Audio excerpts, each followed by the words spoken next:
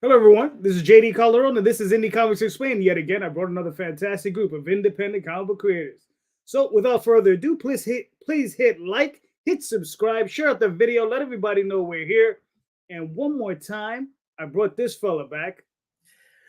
What is up, Streamland? I am JD Rosario from Unstoppable Comics, coming back from a very fun time at New York Comic Con, still dealing with the hangover a full week after the event. Exhausted. So much came out of that show. I'm still trying to catch up, and I'm in the middle of a 24-hour launch period. But I'm hanging out with this guy here and a bunch of other creators who have been putting their money where their mouth is, believing in themselves and creating content for as long as they possibly can. You want to start bringing them on, Calderon? Of course. Let's start on with our new Coco. Yeah, boy. Testing. What's up, everybody? It's Sam, the Crazy Man Vera, host of Cast the Crazy Podcast, the first independent podcast for comic book creators ever, and also creator of Disney Under My Toilet right behind me. Yeah, right now on Kickstarter. I'm here to support my brothers. What's up? Yeah.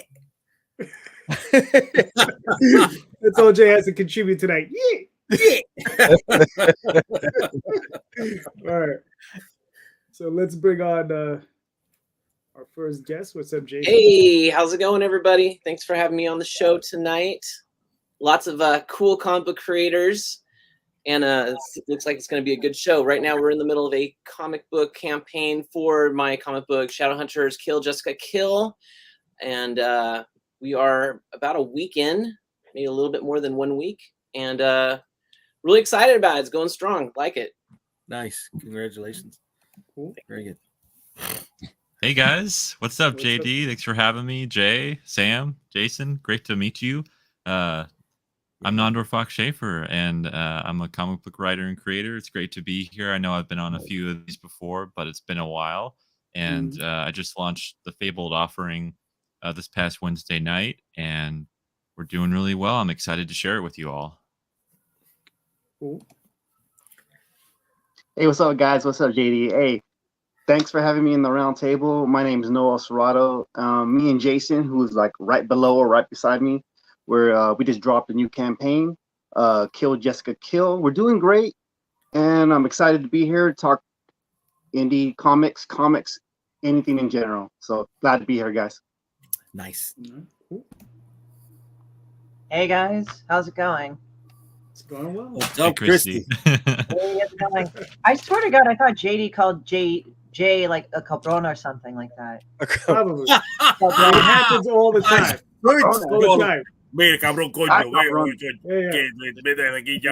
Yeah, cabron. What's up, pendejo? Bullshit. Yeah, that's all of that. All of that. Cabrón, pendejo, pendeja, maricón. There's a whole bunch of them. Get it all out. Yeah, Get it all out of your system. Chrissy, Yeah. that's not even the dirty ones. Oh my What? God. That's not even the dirty ones. I got. No, I know Chupa Mi Verga too. Oh, wow. Hey, that's not. Love it. Wow. Like, have you God. ever watched? So, like in Spanish class, we watched El Norte, and it was like, like it was a really sad tale of like them crossing the border due to like, I guess in the 80s, 70s, and 80s, they had the Guatemalan like political unrest, and they're killing people, death squads and shit. And one of the things they said, oh yeah, by the way, I'm only echoing the movie, guys, but they say Mexicans say fuck a lot. So, it's like, so like how he just like they deported them back to Tijuana and stuff. So do New Yorkers. We say Yeah. fuck a lot. It's You like, know- You have a different accent. You're like fucking, like yeah, that. of course. Well, hello. I use fuck the same way Smurfs use Smurf in their language. You know what I'm saying?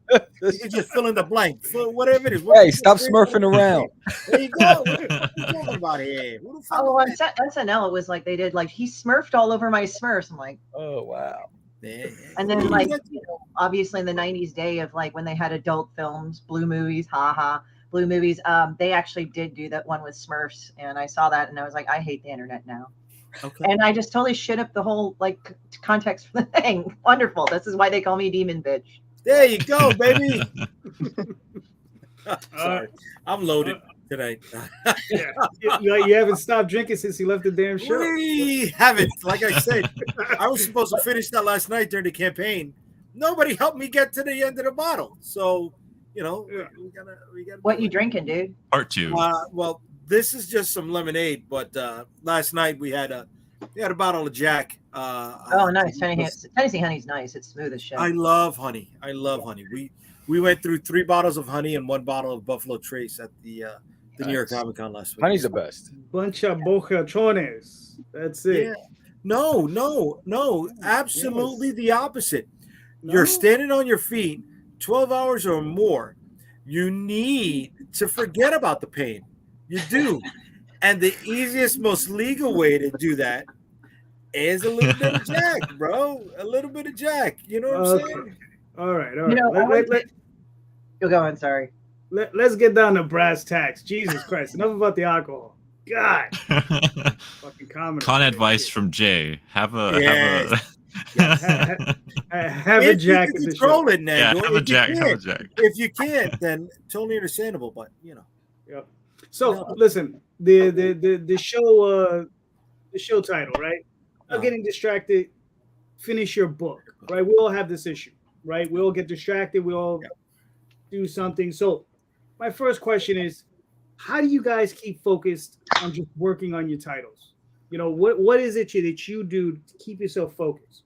Because sometimes it's easy to get distracted. There's a lot of different things. People play video games, sports, God knows, whatever. Some people like to drink Jack. I resemble that remark. Yes, and so what do you all of you creators do to stay on track? Christie, let's start with you.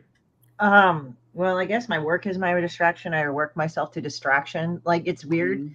So I do this comic called Demon Bitch. I'm in the last 4 days of my campaign. Go back it because I want to make all the money in the world. But anyway, I just draw and I just start laughing like a little asshole when I draw. And so that's kind of like the thing, because like whenever I'm pissed off about something of the day or it's somebody, it would take a lot for me. But it's like a way of getting my frustrations out. So by the time I do the web comic, it's like I've done all the work pretty much, or most of it. So when I make it into a book, all I have to do is ask some artists to do some fan art in it, or if people submit it and I like it, then I'll do it. And then put the book together, because that's easy enough if you know formatting, like layout and formatting, and you're familiar with your printer stuff. And I just get it all ready and done, and then I kind of put it through the system, make sure everything's going to be right. So when I press go, after I get the money, it's like, bam, it goes ahead. So I mean, that's pretty much it. Right. Where for me, it's like I work with my own flow. So, but with the other books, not like of Demon Bitch, where I don't have a set schedule, it is hard, because it's like with Sepulcher, it's like I'm like ramming my ass into shows like all the time. Like I'm going like, and also I run CAPS, which is the Comic Art Professional Society. So that's like, I'm the president there. So like I'm constantly hustling. So yeah, like at the energy of the day, like when JD said, I'm like, oh fuck, I gotta go do this show. It's like I was sleeping like literally all day, because like it does take a toll. Like it's not like I go crash. Like I'm actually not that stupid. I actually like do try to rest, but there is a point like in a year, if you're very busy, you just like crash. Like you just like fuck it. Like your body's like, nope, you're going to bed, sleep. So I slept actually almost all day before this show. So that's why I look actually kind of refreshed right now. But yeah, it's just like working with your own flow, keeping with your own schedule. Some people say, I have to draw every single day. I have to do this every single day. It's like it works for you, but if it doesn't work for you, or if it doesn't go in your flow, then you're going to resist it and be like, you're not going to do it. And that's different from actually getting into a good habit. All right, cool. Jason, what are you thinking? Yeah, so, well, I work full-time as a comic book artist and publisher. So most of the time I'm always working on, clients' work and their comics and stuff. But I always try and put aside an hour or two for my own stuff. And so basically what I do is each night I make a list of, all right, get up, get coffee, work on blah, blah, blah, blah, blah. And somewhere in there I schedule in, you must get this done. It's kind of like what Christie was just saying, like some people say, I have to get a page done each day. It's not necessarily a page done of artwork. Sometimes it's like we have a campaign going on right now. So now it's like, okay, I have to get a promotion out or something today, or I have to update the website today, or it's always something. But it's art. I have to draw some pages too, but every day it's something different, it seems like. But that's kind of my thing, is that the night before I have to write it all out. Otherwise, if I don't have that list in the morning, I drink my coffee and then I kind of get distracted, start going on social media. It's like, wait, what is supposed to be working on right now? Oh. Do you have that like small little annoying voice like going like, you did forget something, and you're like, yeah. And then after you do it, you're like, fuck. That's like small. it's like with updates, like I write like really badly, like as a list of people I have to update, put on my update. Or Yeah, I get that voice, and then luckily I have some clients that are really good at reminding me too, because they know that I've got so many things I juggle that sometimes I'm not as organized as other days, and they're like, so are you making sure you're doing this today? I'm like, that's right. Yes, thank you. That's what that voice was trying to tell me. Nice. All right, Nandor, what do you do to keep yourself straight? I definitely try to schedule myself, but I wouldn't say I'm very good at it. I set these plans in motion for myself, and I'll think, okay, I'm going to set aside this amount of time per day to work on either the story or to send out this newsletter, or something related to the business side of comics. And I found that I'm definitely a lot more disciplined at getting the more of the practical stuff out of the way, like when I'm promoting and like making sure I'm letting people know about it, and kind of hitting all those check marks. But I will say, creatively, it's hit and miss for me, because sometimes I'll go on these I've heard it said before, where I think it was Paul Schrader, the director writer, he said he's not a writer who writes every day. He's a binge writer. And so like when you get in that groove and you just can't help but, like, the story is just gnawing at you and it's just like beating you down. It's like you have to tell it. And I'll find myself in modes like that, and I actually think it helps me rather than trying to force the story out when I'm trying to work on something, because then you're not letting it naturally happen, and it starts to you start to get annoyed with it and you don't want to work on it. So sometimes there's a push and pull with it, and I don't necessarily have a discipline in that regard.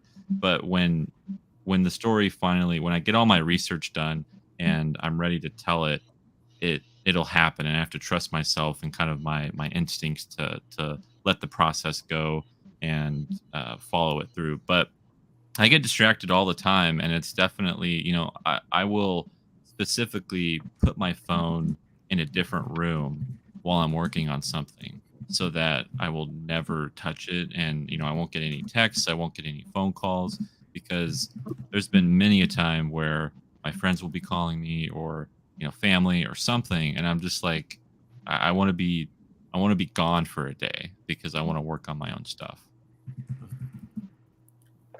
Yeah. Cool. I kind of get that in a way, because like with me with Demon Bitch, it's not like I do a cartoon every day. It's like sometimes I'm like, I'll do all the cartoons and then I'll be good for a few weeks or something. So yeah, right. Because you have that time. You don't know if you'll have that time again. Right, pretty much. All right, cool. Noel, what do you do on a day-to-day to keep yourself straight? Yeah, you know what? For me, JD, it's kind of different, because it's like when I first started drawing, and when I first started working with Jason, I was working like an overnight job, so like my hours were all shift, so it was a graveyard shift. So when I would come home, I'd be full of energy, and I could not go to sleep. And I have kids, and they would, during the day they would keep me up, and I would have to figure out what to do overnight, after I get off work, like at 2 a.m. or 1 a.m. or early hours of the day. So I would still have enough energy to do stuff. And when I would have scripts from Jason, those were the times where I would actually try to get most of my work done. And as I'm doing them, nobody would be calling me at 3 a.m. in the morning. So I would have to have something like some background music, or maybe like having like something like an animation going on. beside of me just to get me kind of motivated, because I like to have things going on while I'm doing things. So basically like some music or just a movie going on. And that would really get my juices going. And I believe somebody else said, once you get in that moment or you're in that spot, you want to get everything done at that time. And you feel like you can get everything done. And most of the times I would put too much work in one night. So I would have to learn how to space myself out. Because one thing I learned with discussing things with Jason is, as an artist for myself, I wouldn't know when to stop a certain page. I would put too much into it. So I'd have to teach myself to learn you don't have to put too much detail, because I'm detail oriented. I want to get so to a page. It could be distracting to the readers too. And I learned that later on, not in the beginning, but later on. So I'd have to kind of pull out a little bit every night and kind of like incorporate every other day while I was working to kind of like feel my needs in the pages. So probably that right there. Okay, fair enough. That was my day in out. And now now I don't even have like that overnight job, so everything kind of changed because I have my full day now and I don't do the stuff overnight. So it's kind of that's interesting how to incorporate the day now. It's very kind of like it's like a different like I'm a different artist now because of that.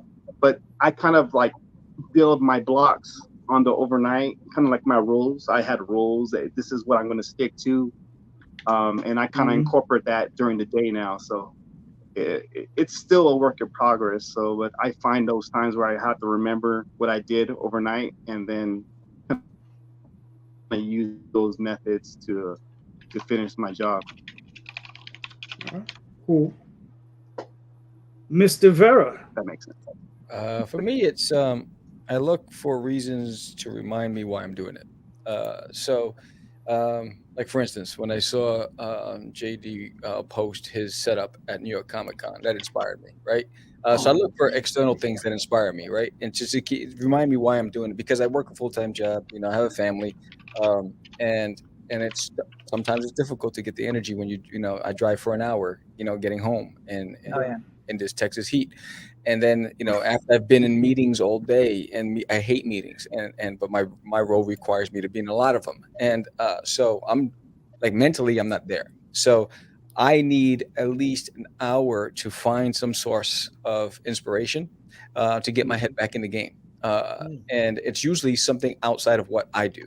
I usually look at other creators. That's why I collect a lot of art of books. I watch a lot of YouTube videos. I look at a lot of interviews just to inspire me and just to remind me, this is why you're doing it, Sam. And then that gives me the motivation to get back in and do it. And then I give myself also timelines too.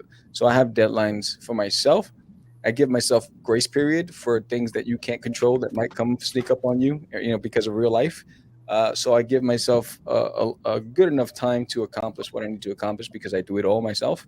And that's what I use to inspire me and keep me focused and keep me on target. Okay, cool. Yeah, I agree Mr. with J. Sorry. No, go ahead.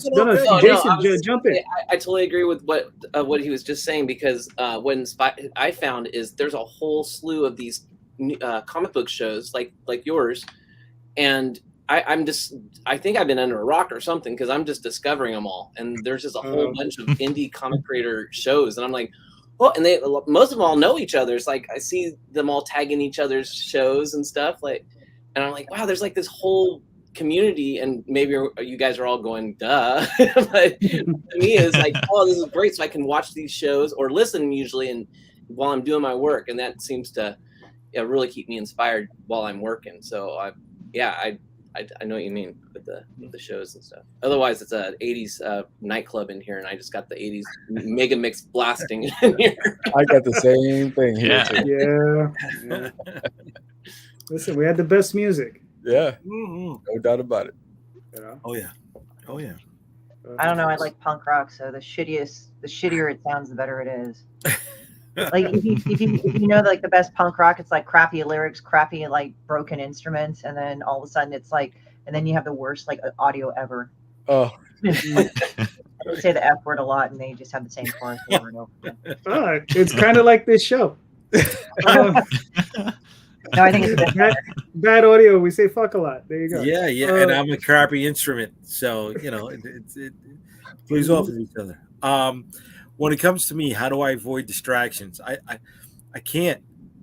I have like many people, I have a day job too, right? I've hated the last 20 years of doing it, right? I fought it tooth and nail, but I will say this time and time again, the me from yesterday has paid the price for the me of tomorrow to succeed, right? I had to pay those dues. Unfortunately, there's a ton of creators that we know that are out there that have gone the entire creative path their whole life and really don't even have a pension to fall back on.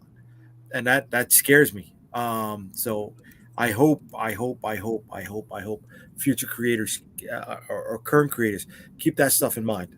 You know what I mean? Protect yourself for the future. Besides that, distraction. Listen, Jay, just for a moment, and creators, just remember though, Jay has worked and I mean worked very hard to get his pension. So just remember, if you fall on hard times, he has a couch for you. Or you know what, you can invest. That is not true. Or you can invest in cryptocurrency. The cryptocurrency? I'm just being an asshole. Like every so often, somebody like comes up to me with a commission and they say, "Hi," you probably heard this scam if you're an artist. I don't know. Like, "Hi, I would like you to go and draw a portrait of my pet or my daughter or whatever, but I can only pay you in Binax." And like I got so many of this because they haven't followed a certain script or pattern. I'm like, oh, okay. One guy said, well, on this, I said, well, do you do PayPal? I said, I know what you're going to do. You're going to do this on PayPal. We're going to send me the thing on PayPal, supposedly. Then send me via like crappy link that really isn't PayPal about how you tried to deposit the money. But since it's a business account, it doesn't let me do it. And you want me to go and do something. And the guy, shut up. Okay. There you go. That's how you check the balances. But that is also a distraction, right? Yeah. How many times do you get distracted when you do a campaign and in the first 20 minutes you have 30 different marketing emails in your message box? Oh, I can help you get more views, right? Yeah. The thing is, what's easy is that if they also follow the same script of like, hi, can I talk to you about your campaign? The first couple I was like, okay, you want to talk to me? And then they're like, well, I saw your, and it's like literally copy pasted from the same. Of course. Oh, the funniest copy paste I had was last night. I wasn't even launched for 20 minutes. The first line was, I see there's a lull in your campaign. I'm like, motherfucker. Oh, no. I only had a landing page, and mine was, I see that you're struggling with your campaign. I only have a landing page. I haven't even launched it.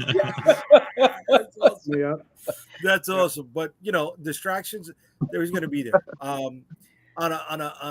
On a day in, day out basis, I am during the day job, blue skying, right? Daydreaming, outlining. I constantly have headphones in my ear, and it's always Siri, take a note. Siri, take a note. Siri, take a note.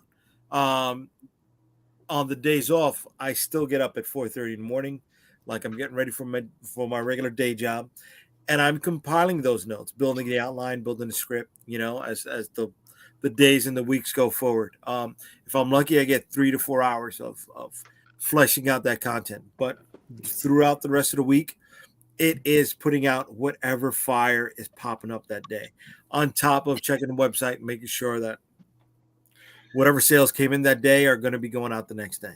I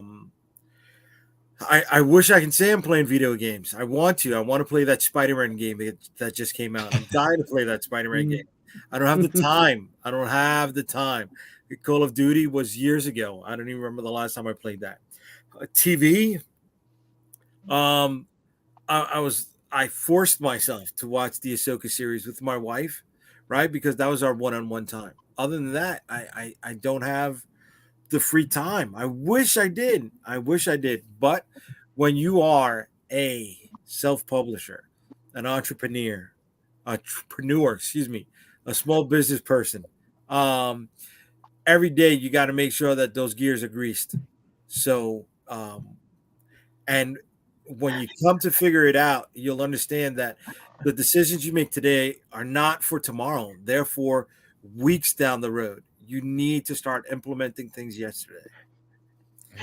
You do. What's up? I want to play Skyrim again. My wife Lydia. What kind of helps me is I write really shitty notes, so I can only read my own handwriting. So this is an example from my notebook. Oh, you got a notebook. I got Post-it notes pasted on the wall. I don't want to show you because they're in different colors. I wish I could say there was a system to it, but it's just what's the color that's on the top of the pile today. Let's slap it up there and we pull it off, when it's done. Yeah, I want to say I'm organized. I really do. But it's more tent poles that got to be hit on a regular basis, I think it works with however it works. I just use a notebook because if I leave it open, I can just write whatever the hell I need to do it and in what section. Because I did do the Post-it note rope, but then I just ended up ignoring them on my screen. See, but no, look at that. You got sections. That's organized. I don't even have sections, right? It's just plop, plop, plop, plop, plop, plop. I don't have it on the screen. It's on the wall, Christy. It's on the fucking wall. Well, I mean, some people do the whole whiteboard shit, and I'm like, I should do that. And then I'm like, I can't be bothered to buy a special pen. Yeah, that's one more fucking extra expense and bullshit that's not needed. Just put that shit up there and wherever. Hey, I'm a whiteboard pen guy. You're a whiteboard guy?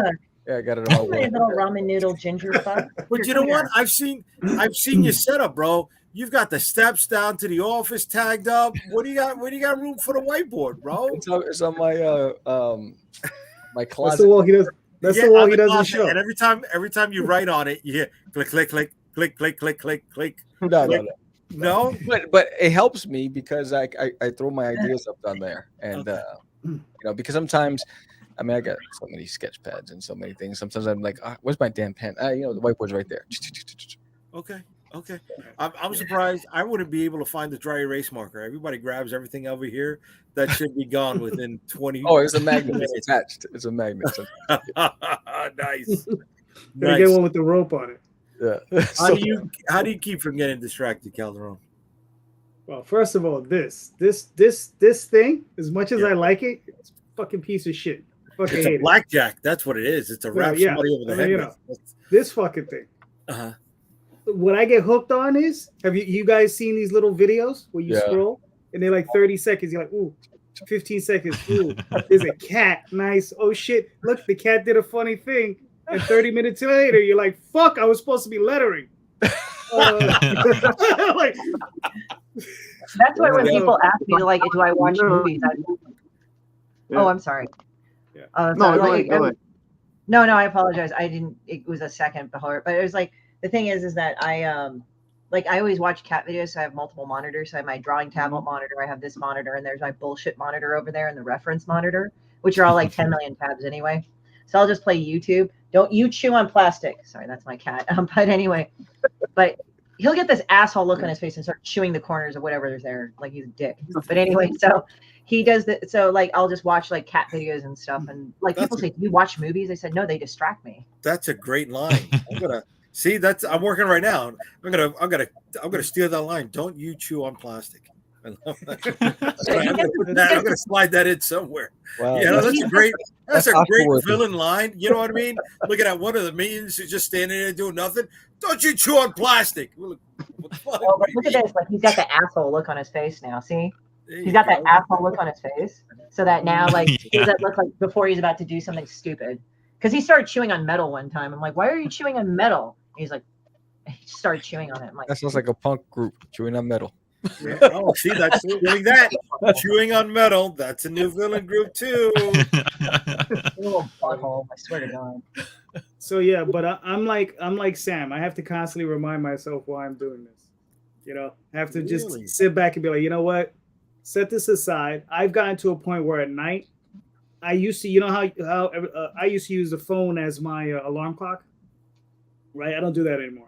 Yeah. I leave my phone in a separate part of the house.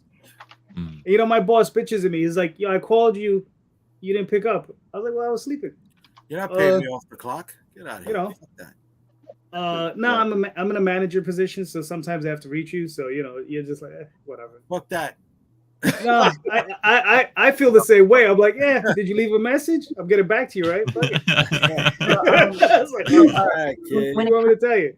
But truth of the matter is like that sort of thing, and just trying to be focused on the work and remembering why you're doing the work. Yes. Whatever reason that is, whether it be for yourself, because you have a story to tell, whether or not you're trying to feed your family or whatever. You understand? You just have to constantly remind yourself. For myself, I constantly have to remind myself why I'm doing this.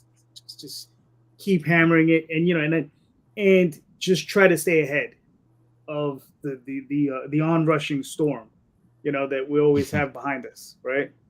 So yeah, there you go. Always on your ass at all times. See, I'm a girl, so we're used to like having our phones around us all the time, so that's no big fucking deal. So you guys need to learn. Yeah, no, well, it's too big of a distract. I pick it up, I start looking at it, like oh, look at this shit. Well, I guess it's like that hunter-gatherer thing. Like girls like, oh, here's all the fucking shit and plants and stuff. Okay, I got to pay attention to all of this. And guys like, go kill that fucking thing. Mm-hmm. One thing at a time. Here you go, Jay. All right. So, what about? Were you on BET? Yeah, I'm looking for it right now. I'm sure that's been nagging. That's one been of those nagging me, and I'm trying to find the image. That's one of those urban legends. No, it's not an urban legend, damn it! There's an urban legend too. But go ahead, Jay. What's your question? Yeah, give me 3 goals that each one of you are trying to achieve in your creative journey. All right, Jason. Dang. You're up. Uh, It's not like he made it hard. Not like he just needs one. He needs 3. I need 3, baby. Shit. 3 goals. All right. So goal 1. Me and Noel have been talking. We want to do more campaigns throughout the year. So one of the goals is to try and have enough material and campaign stuff set up in advance that we can have a more schedule of them coming out throughout the year. Another one is my original comic book series, Scattered. I put on the back burner for a long time, and my son's like, why don't you do that anymore? You need to get doing that. So I told him, all right, so I'm going to start doing 1 page a week on that series. So that's another one of those goals. And then the last goal is I used to work with an animation studio, and I didn't know anything about animation back in those days, but I learned as I was there. And so now what I'm doing is, now that I'm not working for them anymore, I'm still trying to keep doing my thing and learning more about animation, so I can maybe start doing some animation for clients and myself. So that's another. So those are 3 goals. I'm with that. I'm definitely with that. All right. Nandor? 3 goals, like long term. I mean, I want to write a question story for DC. That's like a goal of mine that I'd love to do. I also want to do bigger shows. I've only really done smaller shows, and it's kind of been like convention wise. It's kind of been a push and pull for me of like indecision of like, will I be accepted at these bigger shows, and is it worth my while to go to these bigger shows? And because I've heard some people recommend them to me, or some people say stay away. And so, but I've never been to like a C2E2 or New York Comic Con or San Diego or any of those places. I'm sorry, Calderon. Let him. You're fine. Let him finish answering his goal. No. I wanted to put this up because that's it. That's yes. You see, I was interviewed by 106 o'clock. I was on BET. Okay. Now, Nandor, please keep talking. Yes. I just wanted to get. I apologize, Nandor. No, that's all right. So yeah, like I want to, and next year show, that is a. You want to do? Yeah. You want to do a big show? You want to write the question or work for DC? And give me another one, dude. So my last one would be I wanna break 10K on Kickstarter. I've never braked 10K before, and so that's one I want to do. I'm with you on that. Okay, that's fair. I mean, just real quick, I just wanted to mention it just shows how well of a job he does on Photoshop. You motherfucker. Oh, but Noel. You motherfucker. Noel, what are your three things? No, is that real? Is that real? You were on the BET? Yes. Is that You know real? what? Pull that up again. Pull that up again. Pull that up again. Pull that up again. Look at that. They were asking him where was Stan Lee giving his I interviews. mean, Look at this guy. Look at that guy. No gray, barely a touch of gray hair. Look at what I got. I got Wow. these snipers going on. Yeah. There's nothing. All I mean, straight black, baby. That does was this a even- that was a chuling right there, kid. does You know this what I'm even saying? count? This is like 30 years ago. That right there, that was a penny mobile, bro. Come on, bro. Come on. That's awesome. That's awesome. All right. All right. So what Go ahead, was the go ahead. question again? What was the question give me again? Three goals you're trying to achieve in your creative journey. All right. Let's see. I guess be more consistent on interior work. Okay. I see a lot of artists really focus on like trying to, like new artists now, just trying to just jump on the covers. And no disrespect to them, if that's your thing, that's your thing. But for me, I just want to be more, get more consistent in my interior work and get better. As far as telling a story that our fans like. And I think me and Jason really got a good niche of what we're doing with like the supernatural vampires, werewolves, and witches. So just jump on that for hopefully next year. We got a couple stories coming out. So he's already giving me a story to get ahead of. So I'm looking forward to that and just be more consistent in my interior art and not really worry about the cover art. I just want to get better in interior. I think what Jason said before, which try to get more campaigns throughout the year, just not just try to just focus on two, but try to get more of the stuff that we've already done and kind of reintroduce it to the fans that maybe missed it back maybe 5 years, 7 years of work that we've done before, and get them back to the audience again, because right now we're on the groove right now with our campaigns, and that we got a lot more newer eyes on our product and on the characters that we have, and they seem to be digging it. So there's a lot, like Jason said there, what he said he wants to get back to is the Scattered series, which what he started with. There's a lot of like really cool characters in there too. So maybe reintroduce those stories with some new ones as well. And so that's the campaign thing. So the third one, I don't know. That's a good question. I don't know. The third one, I don't know. As an artist or just as for myself? Whatever. Or... It's your journey, brother. Yeah. Maybe go back to the shows. Back to shows. We took a hiatus from the shows pre-COVID, and me and Jason's. I think Jason, you haven't done a show yet too since pre-COVID, and I'm kind of with my partner too. We just been focusing on bringing you stories and finishing the stories, because sometimes the shows could be distracting too, because after the show, just like Jay, he's tired as hell. He's drinking vodka over there. So like we're over here. Whiskey.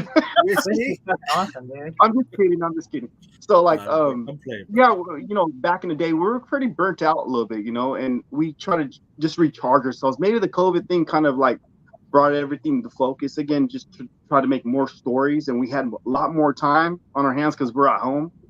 But I think maybe a goal is to try to go back to the show scene, whether it's big or small, because we were rocking a lot of shows for the local Northern California over here. So maybe go back, check it out, and see what the scene is. Yeah, because the scene is quite different pre-COVID to now. So there's a re-energized feeling. Yep. And the fans there's a new set of fans out there that might have never seen what we've done yet. So we might get like a spurt of like a brand new energy that might affect us as artists as well. So just go back to the shows. That would be my third one. Okay, Cool. I like that. Christie, what are your three goals? Oh, my 3 goals. One of them take over the world. 2 take over the world, and 3 like have Demon Bitch in every store, so There that you I would go. make tons of fucking money on that bitch because she There owes you me. go. There you go. And maybe like the 4th one is that picture of Todd McFarlane with the baseball bat. Like you took a picture. It's like it's supposed to imitate like that. It was like in the 90s when Jose Canseco was big, and it showed him like holding it. And I said I kind of want to take a picture like that just to be funny. I actually think the guy's pretty cool, but it's just like one of those things. I don't know. I'm kind of one of those things like I worked the shitty job and the good job and all this other jobs other than my work. And it's like I just kind of want to have fun now. It doesn't mean like I don't have priorities, I don't have bills, but it's like fuck this. I've already spent so much of my life. And again, I'm not shitting on anybody that has a real job or whatever. You do what you need to do. Doesn't make you any less of a creator, okay? But for me, I was tired of doing shitty jobs and doing all these other things. So I just said, I just got to go and live my life how I want it right now. Right. And it's not always easy. I mean, sometimes it's a lot of personal work because you deal with your triggers and demons like you wouldn't fucking believe. So you just got to take care of them either by self-help is good. But therapy is great too. But it's also like surrounding yourself with good people and, not taking a lot of shit personally. And it's easy to do it. Like with some of the campaign that I did, like there were times I've reached out to other backers and they were pretty regular, but some of them didn't, respond. But rather, like the thing is, you cannot be emotionally react. I'm just touching on a delicate subject. I know people have reached this, but it's like, sometimes it's like it's not about you. It's like they're dealing with life because like when I got into a conversation with them later on, they're like, dude, I got so busy. It's like every Kickstarter is different. So when people say, oh, you have to reach this and that, there's some similarities, but in reality, every Kickstarter's flow is different. Like every Kickstarter I've run, the flow has been so different. Like there were times I funded really high, but I had a few dead days. Like this one, I've only had one dead day, but I've always like made some money or something. But it's like always like when you hit that middle point, you get that amount of stress. That's what I've always found consistent because you want to push it through. But, don't be highly emotionally reactive to everybody. Like, don't, it's like I know some creators I've seen, we've probably all seen, go in there, go write a whole TLDR fucking thing on Facebook going like, oh my God, this person and blah, blah, blah. And I'm bitching all the time. And it's like, okay, you can air your grievances, but to a point, like, don't, it's like, I really am a believer that past a certain point, you're going to multiply that shit out and not in a good way. And I'm not trying to say like, shut up and be silent. I mean, there is a time when you need to talk. I'm not trying to say that, but at the same time, it's like, sometimes like you'll deal with difficult shit like that. And it's hard. Like, and like, I think most consistently is the economy, but you also have to learn how to kind of like shut yourself off to things. Like I've had people bitch on Kickstarter, like, oh, all the titty covers are taking up all over the money, all the big corporations. It's like, they've always been there. Right. Like they've always been there. Just things are a little tight now because the economy is like weird because like we had this super high inflation for a while, then some prices jacked up, then other prices jacked up other places so it's not like this consistent high prices. It's just like, oh, it's jacked up in certain things like over a course. And that was kind of hard for me for this Kickstarter because, when you really talk to Wall Street people, like, yes, they'll look at graphs and diagrams, but really they follow their gut when to invest. That's what I've noticed with a lot of the really high roller type people of investment or of any property or anything. I mean, it's good to take from that. I mean, I also don't like the bullshit like, oh, because you're a creator, you need to be poor. Like, fuck that. No, like, that opens us up to exploitation. And, you have to have this attitude. I'm going to make money. I'm going to live the life I want on my fucking shit. And, you may not have all the answers now, but if you focus on that, you'll get there. I mean, you're just going to have to take your own route to get there, and that's fine. But sorry, the metal grinding, they're repairing some shit in my condo. But the thing is that for me, it's like, for me, I just wanted to live the life I wanted to live doing my comics. I would love to be published by other people like Fantagraphics if they asked me, other places and stuff. DC. I've technically been published by Fantagraphics because I did a back cover for Real Deal through my friend Lawrence Hubbard. He does Real Deal Comics, but he's also done stuff for the Demon Bitch Kickstarter, just for Demon Bitch in general, which is great. So it's just the long and short of it is that you just got to go do what you need to do for you. But the thing is, you have to follow your gut, I think, with a Kickstarter. And just, I understand like seeing the trends and calling it out, like the big corporations and stuff, great. But I think just everybody's just kind of weird about the economy now. So like for right now, I don't have as many backers as I did last year because the economy was more stable. But now it's like, you know, a lot of stuff has been jacked up and emergencies happen, you know, and you have to be understanding.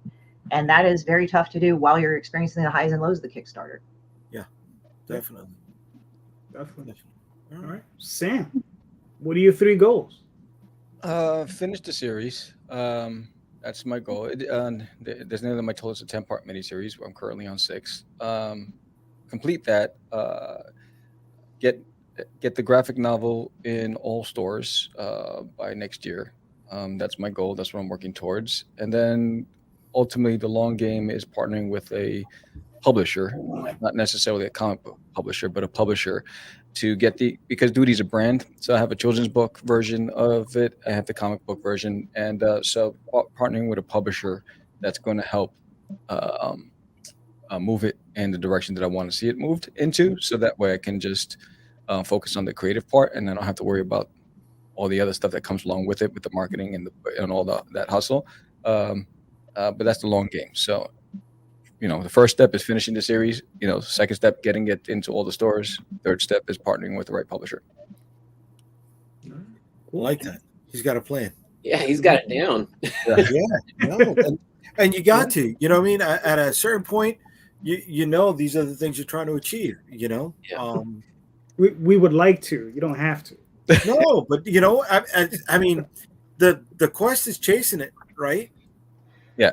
What I learned is, especially when I did Licensing Expo, is that the big boys want to see you build a community and a demand for your product before they invest in it.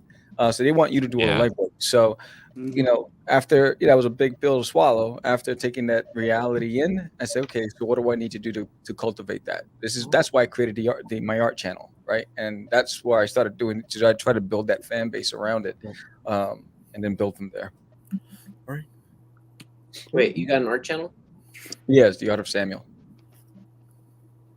He's following you now. Yeah, I'm looking it up right now. That's what the show's all about, right? You know, a cross of information, meaning folks you don't speak to on a regular basis, right? And finding ways to network with them. Networking is key, guys. And shout out to the dozen guys that rated my art channel yesterday. I got rated. I didn't even want to rate. I didn't know that was a thing, but apparently they look for channels that are interesting, and they just all flooded with views in chat and whatever. So shout out to all of you guys. They're gamers, and they just jumped in on my live stream yesterday. So that's cool. Yeah. I remember raid when it was a Diablo thing. Like, let's do a raid, dude. Oh yeah, it was awesome. I didn't know what was going on. I was like, what the hell is this? Yeah, I heard of that. Like, that term's been used differently now for that. It's like they just like, let's raid the channel. All right, so we just go with the last Diablo I played was Diablo 2. Yeah, I didn't do Diablo 3. That was like what, more than almost 20 years ago. Yeah, I know. Yeah. I had to destroy my CD.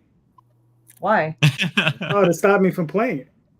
It was possessed. I had to destroy. I really liked it. I liked it. I love that damn game. Yeah, I played a little bit too much. I remember kicking them to death because like I just got that powerful. I just got bored and just played it so many times. So I got like to this high level, and I just started kicking demons in hell to death. They do a lot of raids on Twitch. Okay. Yeah. Very cool. Yeah. Calderon, what are your 3 goals? Obviously finishing the series. Probably I want to get to 8 campaigns a year. Oh, nice. It's been eluding me. I've been trying, man. I've been trying. I think I might get in 6 this year. Maybe 7. You know, but you know, but yeah, definitely 8. And I'm just talking about 8 for Oswald. So it doesn't even include the stuff I'm doing with Daphne, and it doesn't include the other stuff. You know, but I just want to get 8 for Oswald. So it's finishing the series, 8 for Oswald. And probably hiring a second to third artist to work on Oswald, because I have 2, and I want a third one, and I want a 4th one. Would you give them one arc to deal with at a time, so that way you have the consistency at least within that? Oh yeah, that's the way I do it. I give people individual stories, so it's just one story, and they'll finish that. And whether that story's 1 issue, 2 issues, 6 issues, whatever, that one story will be consistent with that one artist. So that's how I work. So, and I give them the whole thing at one time. It's not like I piecemeal them. I was like, oh, I'm gonna give you one script now, and then I'm gonna give you another. No, they get the whole thing right here. You know, and it was like, do that, and then we contract. You know, how many pages I'm gonna get a week. You know, 1 page, 2 page, 3 page, whatever, and then we just work it that way. So, yeah, Nice. Okay. so it makes my week much more enjoyable, because then on Mondays I have one artist and they send me some work. Mondays and Tuesdays. So I look forward to that. And then Wednesdays I get from another artist. And then Thursdays and Fridays I get it from 2 other artists. So I always have to look forward to. You see what's in the comment right now? See what's in the comment right now? What does that say? Let's see. I go for 24 colors. champion. Listen, listen, it's not outside the realm of possibility. Listen, if one of you motherfuckers start cheating on me, I'm gonna fuck you both up. I'm just letting you know. What are you talking about? It's like I told you. All right. It's like I told you. I'm not keeping them. I'm just gonna borrow them for a while. There you go. Same That's here. it. Same here. You know, I'm not gonna keep them. I'm just gonna borrow them for a while. That's all. You Um, already told me you wanted to steal Pablo Verdugo Munez from me. Yeah. What do you mean? I wanna. Feel Stolen, free. son. Uh-oh. Stolen, free. son. Yo, that motherfucker. He's playing for Feel my free. team now, kid. All Feel free. right. I honestly don't think you can afford them. But go ahead. What happened to Noel? What's up? No, I was like, somebody's about to get smurfed. Oh, there you go. God. I just subbed to a bunch of everyone's YouTube channels. Yay. Yeah, very cool. Yeah, very cool. Very cool. Am I missing someone? Mine is missing. I don't know. So Jason, mine is J the Unstoppable. J the Unstoppable. All right. Yeah, Mine is nobody just really- under my name, Christie Shinn. I'm getting. Yeah, Nader, do you have one? Give me that sub. I do. I'll put it So on. Jay, in what are here. your 3 goals? My 3 goals. Expand the brand. Plain and simple. Expand the brand. How are you gonna do that? Are you gonna wear it on your back? I'm gonna have to. Baby, listen. When you got the big belly like me, you know what I mean? You don't even have to iron the shirts. You just put them on and the wrinkles stretch out. You know what I'm saying, bro? Come on, man. But no, expand the brand, national distribution, and finally be able to do this full time. So, all 3 goals work hand in hand, actually. Mm-hmm. Okay. You picked a very interesting time to do that 3rd one. I know. I know, buddy. I know, buddy. Very I know, interesting time to buddy. do that 3rd one. Yeah, I know, but you know what? January 15th, I celebrate 20 years with this day job, and that is it's a long time, kid. It is. I've never been committed to anything else that long ever in my life. No, I have. I'm sorry. I take that back. I've been committed to G.I. Joe longer. So I thought you were gonna say whiskey. no, you know what's funny? I didn't start drinking it till I was in my early 30s. Oh, okay. Yeah. You're just making up for lost time. Fuck yeah, baby. All right. Yeah. So nice. So was that all 3 of yours? Those are 3 of mine. All right. Okay. All right. David, Not no, impressed. can you erase that comment, buddy? Erase that last comment, David. Let's move on to the second segment of your show, bro. Let's go live. Oh, He has a David. Sphinx cat. If he has a Sphinx cat, he can just like put it as the lion cat from Saga, like lying. Mhm. There you go. Lying. Yes. There you go. That's right. And like all lies, they rise up from the shadows, right? Right. So, Oh, here we go. Look at that segue. Watch Nice. your feet as he drops the next campaign. Ooh. Who's this? Shadowhunter. Yeah. Jessica Kill. And this is coming to us from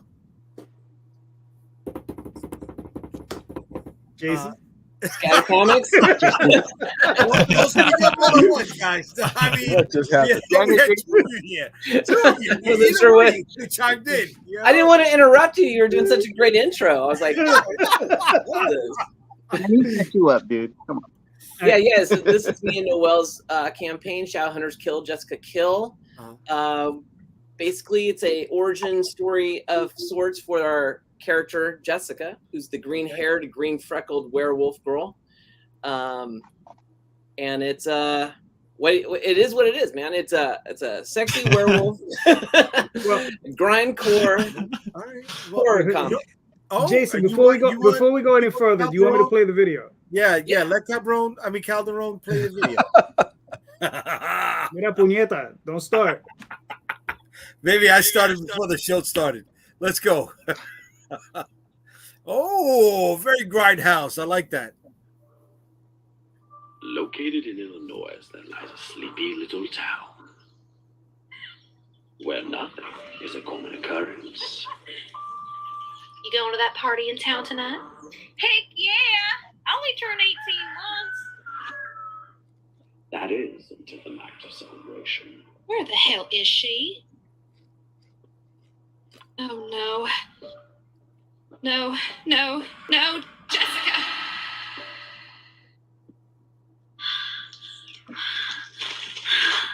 What's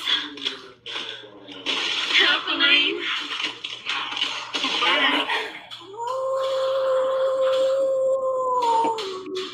From the creative shadow, fighting comes a tale of primal terror. Grindcore mayhem. Shadow hunters, kill Jessica, kill!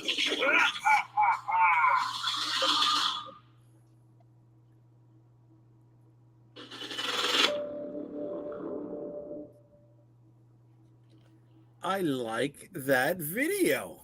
That was a cool video. Thanks, brother. Who It's a lot. made the It's just a video? lot of fun, you know. Who made Very the video? I did. Oh, my man. Wait till you see my video. Oh, okay. You'll comment on mine. Wait till you see mine. That All was right. a great. That was a great intro to your piece, kid. I like Thanks, it. I brother. like it. Thanks, Excuse brother. I me. appreciate Not that. kid. I'm sorry. We had Jason. some great actors and actresses that helped out with that too. So it Yeah. was- Okay. Yeah. Okay. I love how you even incorporated live action in there. What? Yeah. Yeah. Well, I mean, the lights at the barbecue. But, yeah. All right. So you guys are from LA, right? And We're both from Sacramento, actually. you're both from Sacramento. I'm sorry. No problem. This has a very southern influence to it. Why? So she originates from Illinois, in a small Okay. town called Aerosmith, Okay. and I just kind of grabbed that because that's where my wife is from. Okay, there you go. That's the why. That's the why. All right. I feel it. And you only turn 18 once, baby. There you Rock and go. roll. Yeah.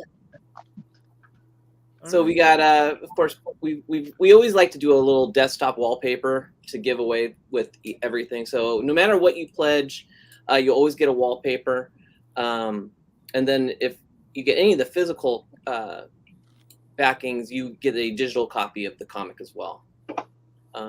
Early rewards, for your first 10, you got a free sketch from me. If your first 25, you got a trading card. And then if you back it before Halloween, you're going to get the 6x9 full color print. Oh, I like that. Good call. Nice. And we got a ton of digital offers. Noel, is it okay? I'm talking about it all. No, go ahead, dude. You're on a roll, dude. So we give me and Noel have been doing a bunch of different books now. So we had a nice little library that we can present. And for those that are just jumping on for the first time, we have this digital wolf pack bundle that'll give you all the books that we've been working on. A couple of the Shadowhunter books that not necessarily directly tie in, but kind of tie in with the story. So you kind of get an idea of the characters as well, who these books are about. And then of course got a bunch of wallpapers with that too. But that's a great way to jump on. And then we got a lot of different covers. The regular edition covers by Summer Dale, which you're kind of scrolling towards right now. And she does a lot of our regular edition covers, and she's got this great painterly style I really love.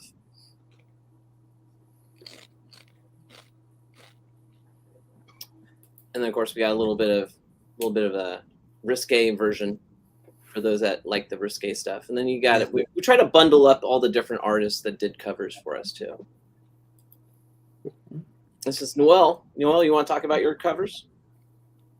I could barely see it because I unfortunately I brought the wrong glasses, so like I'm really just looking really hard. So you're scrolling up my cover. What? Yeah, we're looking at. So I'll go ahead and just talk about it then. This one he did, and I didn't know what to call it. So I told him I call it squeezing at the moon because like howling at the moon. So I kind of did a little take on that. Nice. But he did a great piece there with the blood and just a close up of Jessica.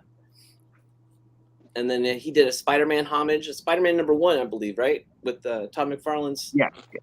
Yeah, the SM1 homage. We usually do those in every campaign. Just incorporate the character that we're using in the campaign. That is. And of course, we bundle up his 2 covers so you can get. If you just like Noel's stuff, there you go. You got a nice Noel Serrato bundle. Nice. And then I dropped this cover in actually just this week, a couple of days ago. This is Kaylee. She's the best friend of Jessica, and obviously she's a she's a creature of the night as well. And yeah, we were going through. I dropped a Friday the 13th cover that was only for the very first 24 hours because we launched on Friday the 13th.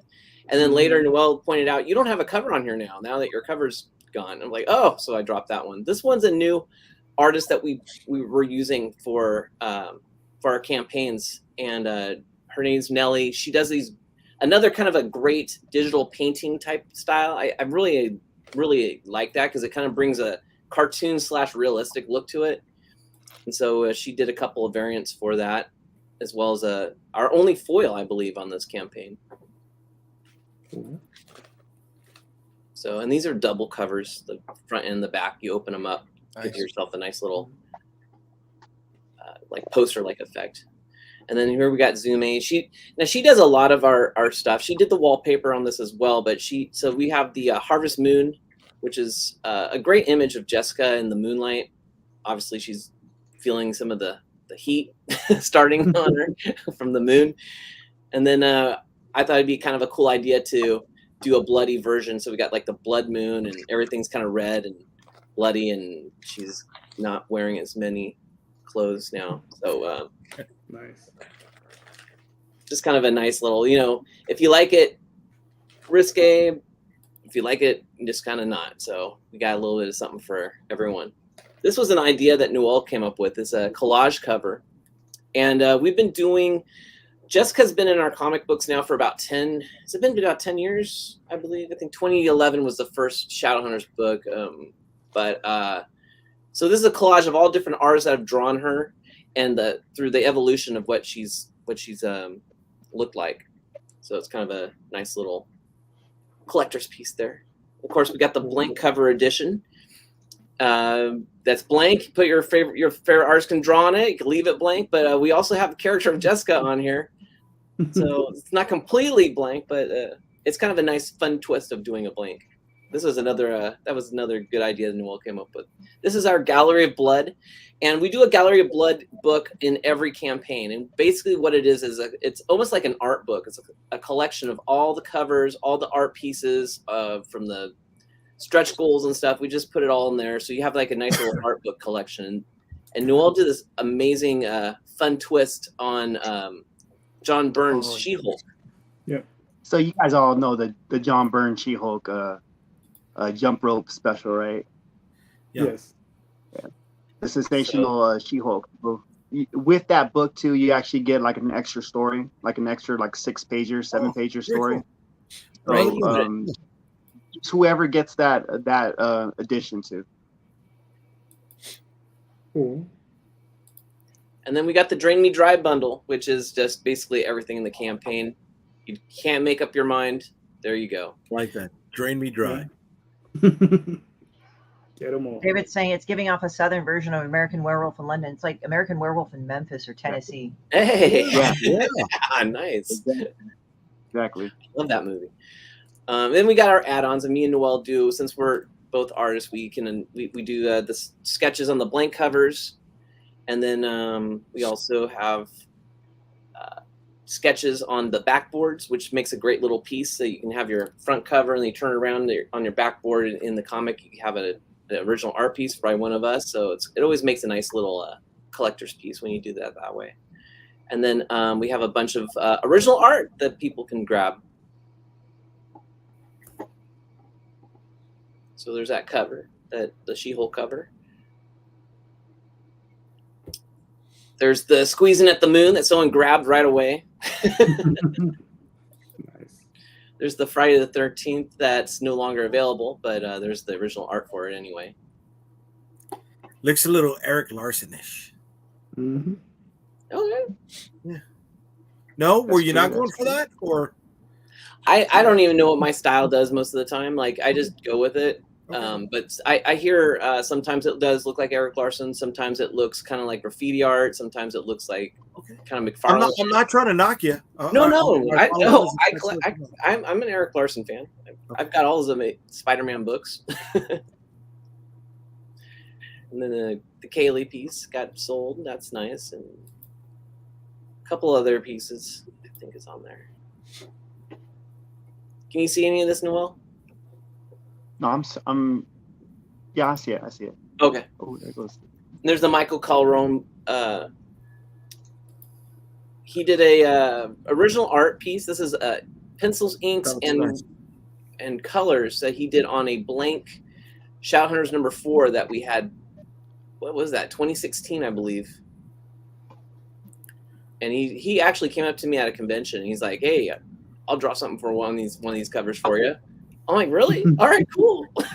Dude, you should have gotten the inks on that scanned in, and that way you could recolor it digitally and put that. That would have made another great cover, man. Not just a one-off. Oh, it's true. Not too late yet. Yeah, This is true. Yeah, we said that. Definitely. Is that Dan Mendoza? No, that one's Noel Serrato. Oh, okay. Noel Serrato. Sorry. Sorry about that. It's all good. I'm influenced by Dan and Josh Howard too, so you might see some of that kind of style kind of flow through the book too. Yeah, Steph Wilson a little bit too, because he has a kind of like similar. Steph Wilson, he sort of has like some similar body shapes too. Yeah, I like that stuff. Yeah. So that's the campaign. We got a lot of different stuff for a little bit of everything for everyone. That's And we're looking about nice, to man. getting close to unlocking. I think our third stretch goal, and I'm super excited about that too. Cool. But yeah, it's a fun comic. You're at 6:33.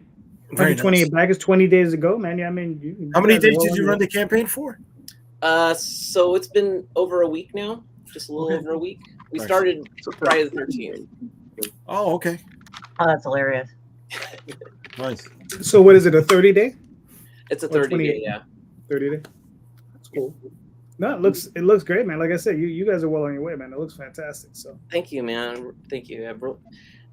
We're blown away by the support we're getting on this one. But it was definitely a comic that I was really excited about, and it's just like I said, it's just a lot of fun. And the trailer, I was like, I'm just gonna go with it. I'm just gonna make something, just have fun with it, and see how it came out.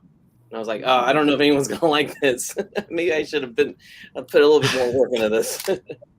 But it looks awesome, man. I mean, like I said, I mean, you got another 20 days, so you're killing it. Yeah. Oh yeah.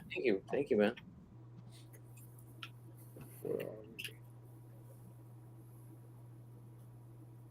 Don't mind me. I'm sorry, guys. He's our producer and he doesn't want to do it. Yeah, I know. So listen, the producer's busy, all right? Like, got work of their own to do. Got some work to do. Nice. The Fabled offering #1, a mature sci-fi fantasy one shot. So Nandor, do you want me to play this video? Sure, go for it.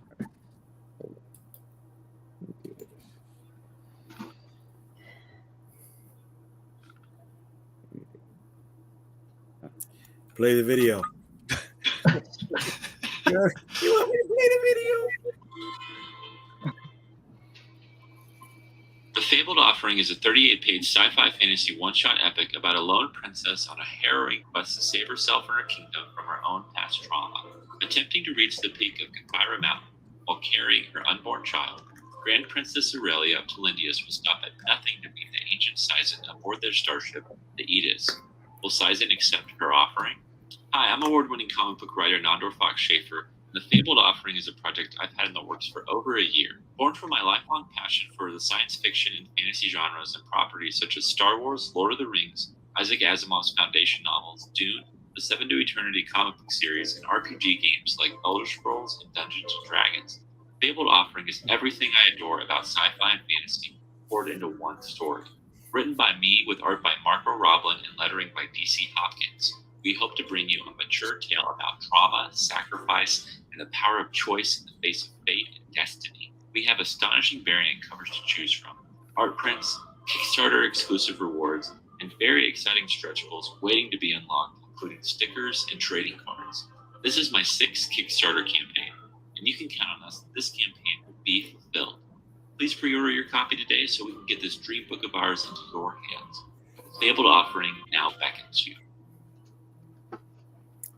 Very nice. Very nice. Way to be. Thank you. That's really cool artwork. Artwork's really good. Mm-hmm. It actually kind of reminds me of heavy metal, like when they were in their prime. Nice. Good call on Yeah.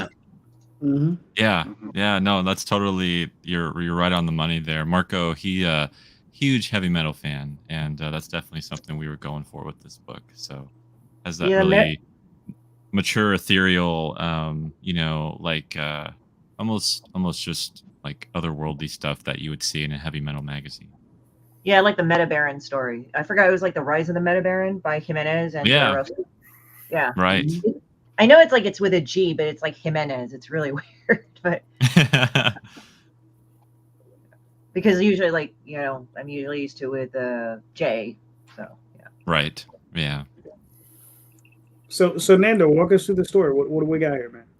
Talk to us. Yeah, so this is like such a departure from anything else I've done before, and I've never done a one shot before in particular, and nothing in the sci-fi fantasy genre. And so this is a story about, as the video said, it's about a warrior princess who has just gotten done fighting the war for her kingdom, and they've won against this race called the Macmol, and this war has been going on for years.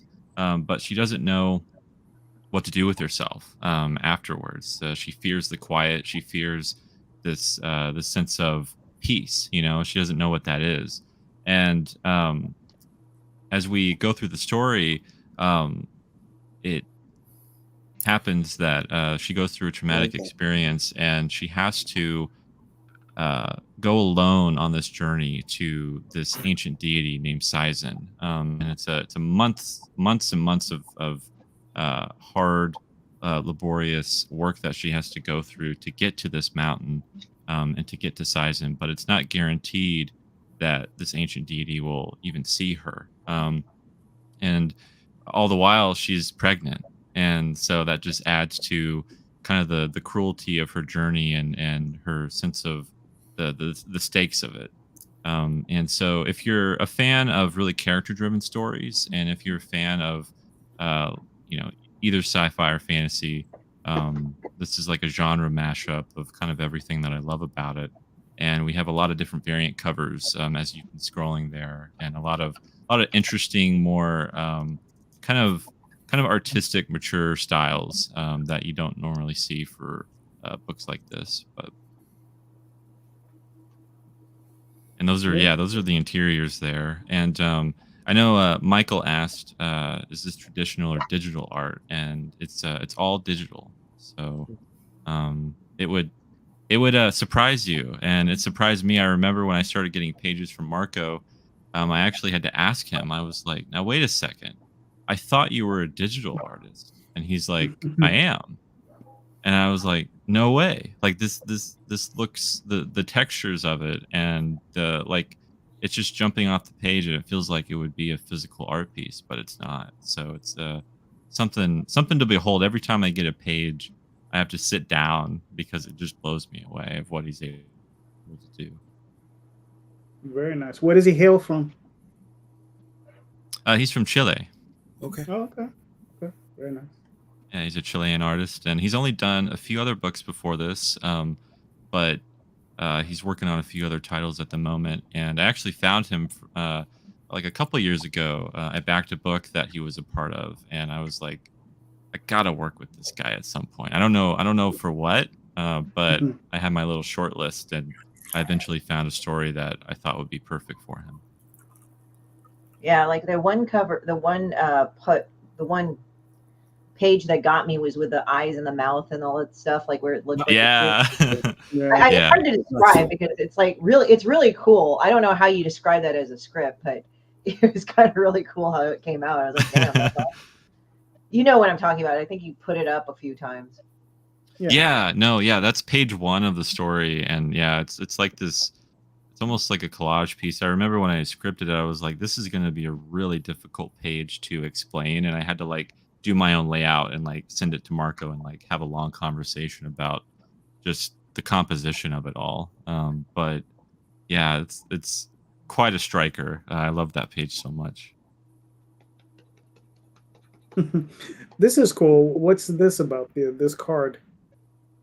Yeah, so this is one of our goals, and if we unlock this card, I have another card after it. But I'd like to, do trading cards for this set. I thought it would be really fitting for a fantasy title, and if fans of like Magic or RPG tabletop games or Yu-Gi-Oh or something, they'd really enjoy this. And so this is kind of our prototype idea that we had for this trading card, and that's Princess Aurelia, the main character of our story.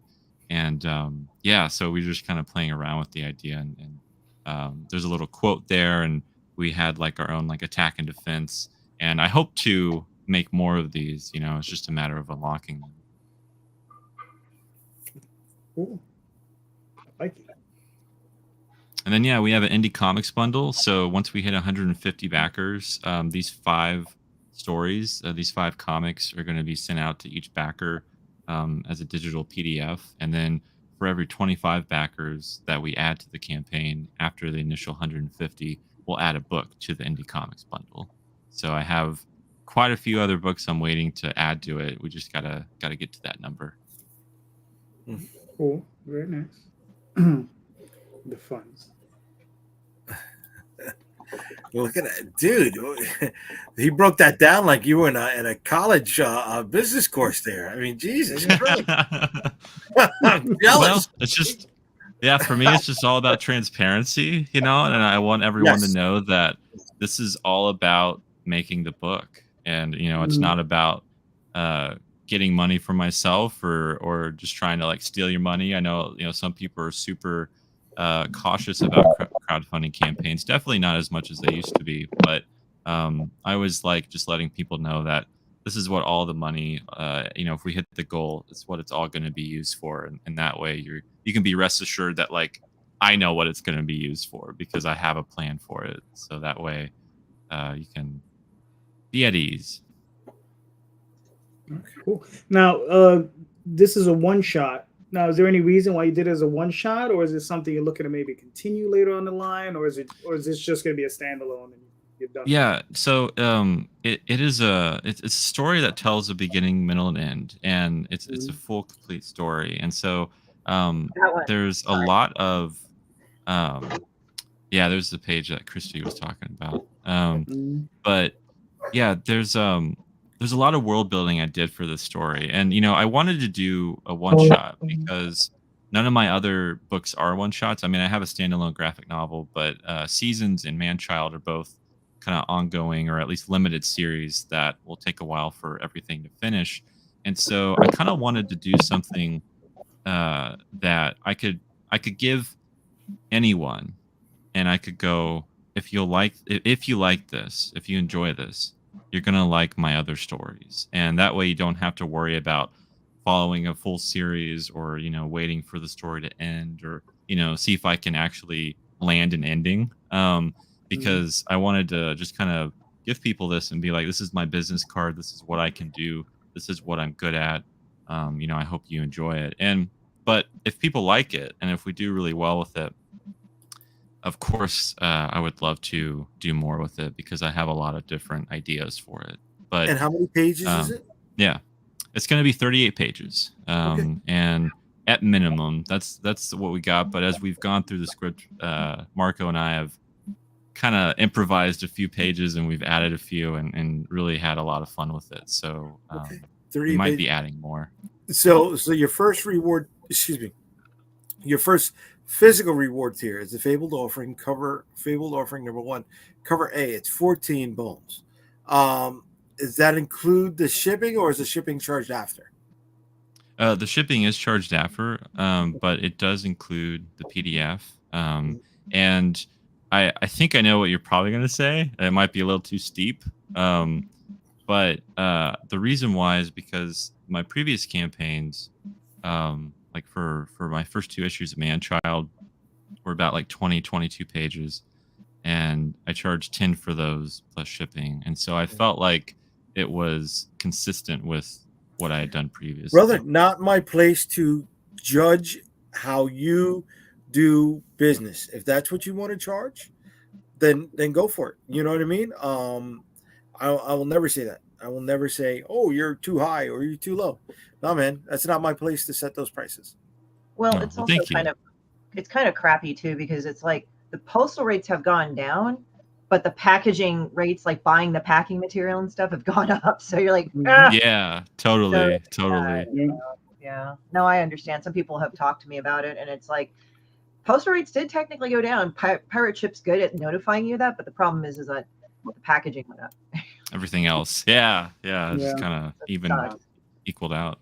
Yeah, that's the thing that like the customers and the guests, they seem to forget about the packaging and the tape and the labor.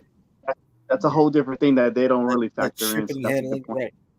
But if you're buying it in bulk, you can if you're buying it in bulk, you can get around a lot of those costs. I'm sorry.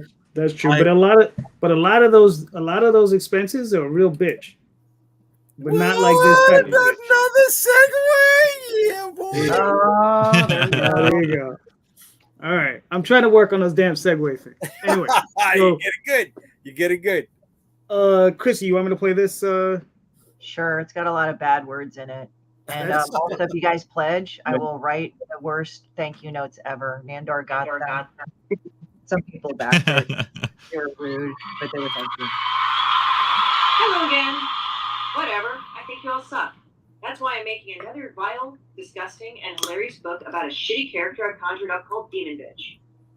If you don't know what the fuck that is, well, you've been living under a rock and I can't help your stupid ass. Oh yeah, I am also doing a thing that might bring the end of humanity. That's right, I'm making a Demon Bitch children's book. What can I say? As I'm doing more and more kids shows, I've infiltrated their minds with my art, and they all love it. My new inspiration is called Demon B Meets Mr. F Word, with the important message of how words and language matter.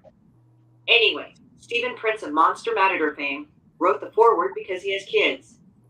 You should know that these young minions make him look remarkably soulless at times with the crap that they do to him, but they love me. Okay, back to the important shit. You'll get signed copies of the books through Kickstarter.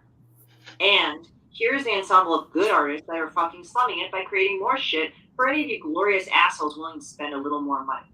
There's Mog Park, and why the fuck does she draw her sexy? There is Zoralita Bellamy of My Little Pony fame, who draws cute shit, so I don't know why she ever consented to this. Lawrence Raw Dog Hubbard, who you and I both know why he fucking consented to this. You get these signed prints on really nice paper, but whatever. I'm not nice, the paper is. You all fucking suck and I want to cry. So in addition to this frenzy of bullshit, including a pin called I Am Shitbird, these pins were designed by Hyde Hermit Studios, who have really decided to downgrade themselves by taking part in this project. Also, there's a magnet too of Demon Bitch humping something. Why Demon Bitch? Why Shitbird? I will tell you why. It's because of every dumb motherfucking piece of shit that has ever annoyed me, thinking that somehow my comic is all about them when they're basic as fuck, and then still gets mad at me when I say people like them are literally a dime a dozen. So, if people want to suck like Shitbird and piss me off, they can go the fuck ahead and I will keep making fucking money. I don't care. Which Which reminds me, I also compiled a bunch of crap for my stretch goals. I might even make a blank version of the pin available so that people can use a dry erase marker to fuck it up over and over again, because why not? It's your money anyway. And from there, I've got another demon bitch pin waiting in the wings because she also sucks, and why should Chipper take all the glory home? And there's more, including a patch, and holy shit, you're making me torture myself. I'm all pissed off now. Gotta go make some shitty art because I'm really hating people now. Seriously, I do fucking hate you all, and I can't believe you watched this entire video. Now go buy my shit. Nice. Great. And it's funded. Yeah. Nice. So, I mean, you know. I've got 4 days to go and around about 200. It's like 7,400. I'll do the blank version of the pin. We've already went past the stretch goal. So it's like the first stretch goal was past 6,800. So now we're at 74. We're almost at 7,400. See, that's a nice picture of me, but I always look angry. Yeah, you look so happy. I would. That's why I like bucking with people like that. Like, Pleasant, the sun is shining. Yeah, man. But as soon as that picture was done, she's like, I gotta get the fuck out of here. I can hear it in her voice. Yeah, that's a graphic novel right there. So it's two separate books. So both books will be signed by me. They're both paperback, and that's the graphic novel with all the horrible shit in there. And you'll see some samples of the cartoons that are coming up. And it's called Pen 15 because, you know, the penis here, pen is here, but I have her holding a pen, so she's not like, you know, hawking porn. And so like it's like stupid cartoons like that. Like it's just like stuff that's slice of life that annoys the shit out of me. And I tend to follow the people that follow the trend. I don't follow what's trending because I think that's stupid and whorish. So I follow the people that follow what's trending. So like some of them are based off of like life. Like sometimes since I draw them from actual real life, people are like, you're fucking stalking me. I'm like, I don't even know you. You're like not special. There's 4 or 5 of you I ran into already. They get even more mad at me. And these are the it's like maybe it says more about them than it does about you. Like I don't know. Like one person, okay, I'll talk about that with a shipper pin. But so these are the prints that you'll get on like cotton linen paper, and they're printed and they'll be signed by the artist. And they're 30 a piece. It's 8.5 by 11. And that's Bob Park's one. She's the main illustrator for Game of Thrones. She was the official one. It's called Just Another Sucker. It's like funny. It's like, why is she drawing her all sexy? She's supposed to be cringy, but okay. I mean, I don't get mad. It's funny. Like, I love seeing fan art because I want to see how people translate Demon Bitch. Like they'll draw her with big tits or something, and I'm like, okay. Like that's Philip Ginn. That's Kenny Aiken. He does cybernetic Apex cybernetic owl, and it's just her looking dumb and stupid. So she's like, yay! And then that's another one, Chrissy Bautista. She's another longtime artist, and she does. I didn't know that was derived from Pearl. It's like, please, I'm a star. Like all this attention orange that I see. So there's that one. So the pins, and that's Connie. She's quantifying. She's one half of Hyde Hermit right here. And it's GMO carrots, and there's an actual original piece of that. I think that's 175. And it's like one of that, but she also has the prints in the same quality right there. And fuck the kids. So that's like the kids book right there. And I've had so many people say to me, so is this kid friendly? I said, I wrote that it was kid friendly like over and over and over again. But it's Demon Bitch meets Mr. F word. It has it's Demon B meets Mr. F word, but there's absolutely no swearing, adult situations or whatever. It teaches you the importance of your name and your own self-identity. But it also teaches you that anybody that wants to help you really isn't there for your best benefit. So that's like some of the samples in the book. Because people go like, I don't believe you that you wrote a kid's book. I said, read the sections. It doesn't have any swearing in it. And that's signed too. I also have a retail tier.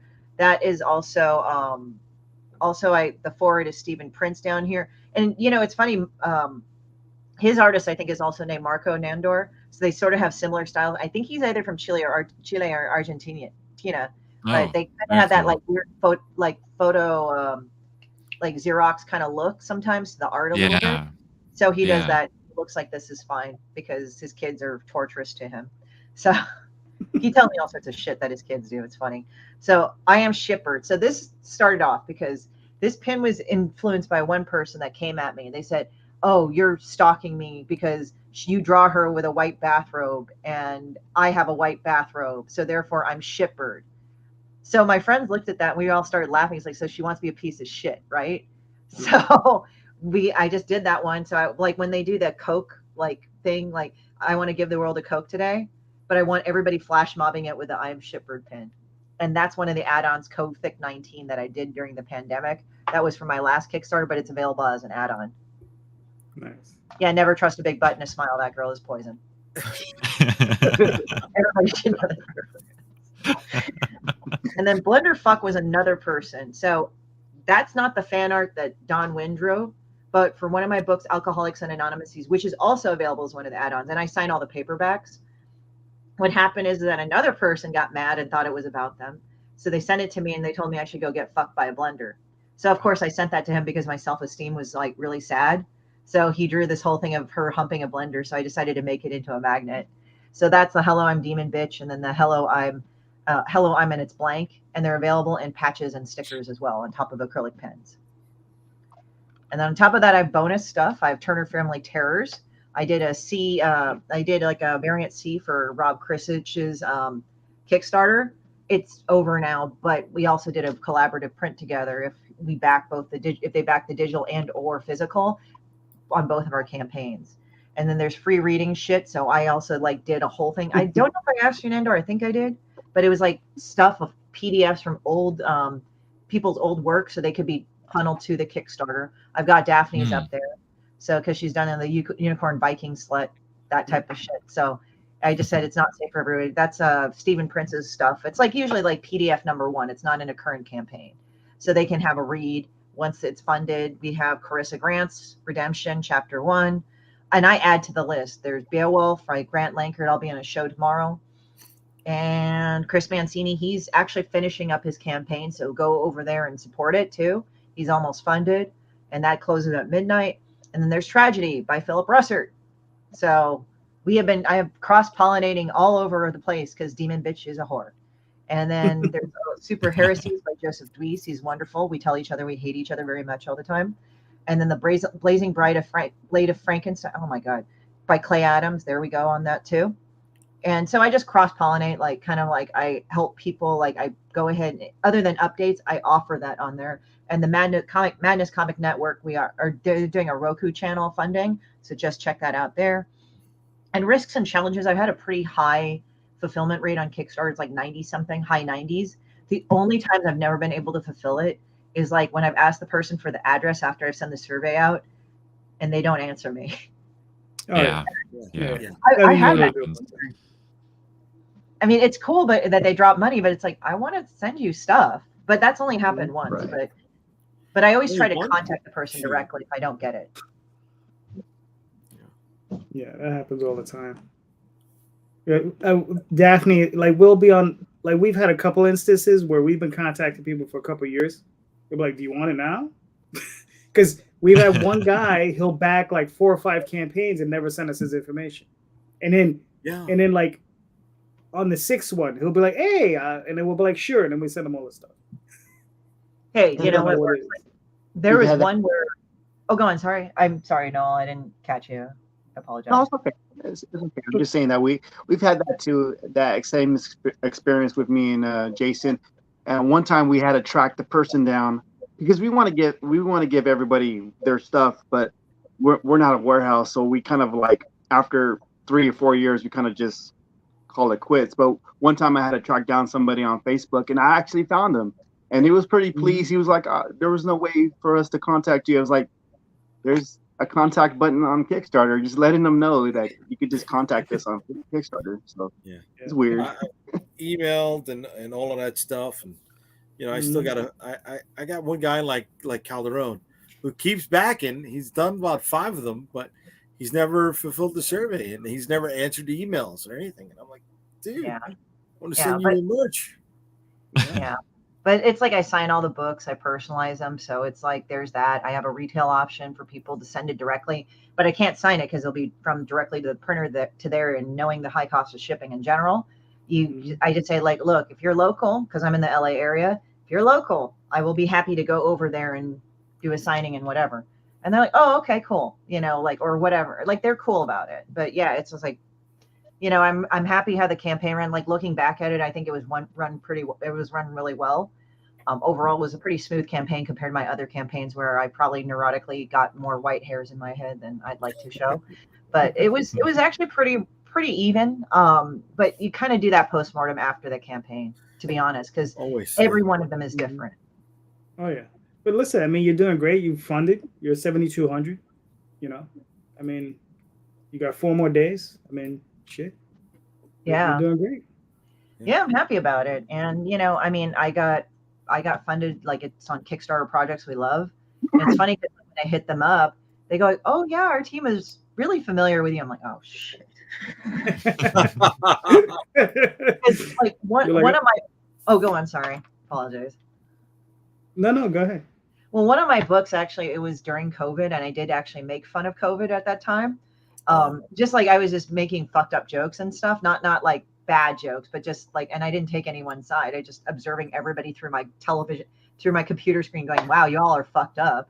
That was my thing. But it was just commenting in general. It's called Triggered because everybody seemed triggered about every little fucking thing in the world.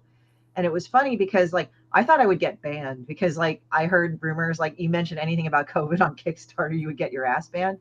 But they actually thought it was funny, and they put down projects we love. I'm like, what? You got lucky. Wow. Yeah, I don't know. I think, like, every time they get my submission to Kickstarter, like, "Oh, this bitch again. This is funny. I wonder what she's writing." That's all right. They probably That's all right. needed it. Yeah, they needed a laugh or something. Congratulations on getting funded. That's awesome. Yeah. Thank you. I mean, listen. Go on. We're going from demon bitch to an alien. Oh wow! In the toilet. Let's take a look. Oh yeah! Sam, you want me to play this video? Yeah, play that funky music, white boy.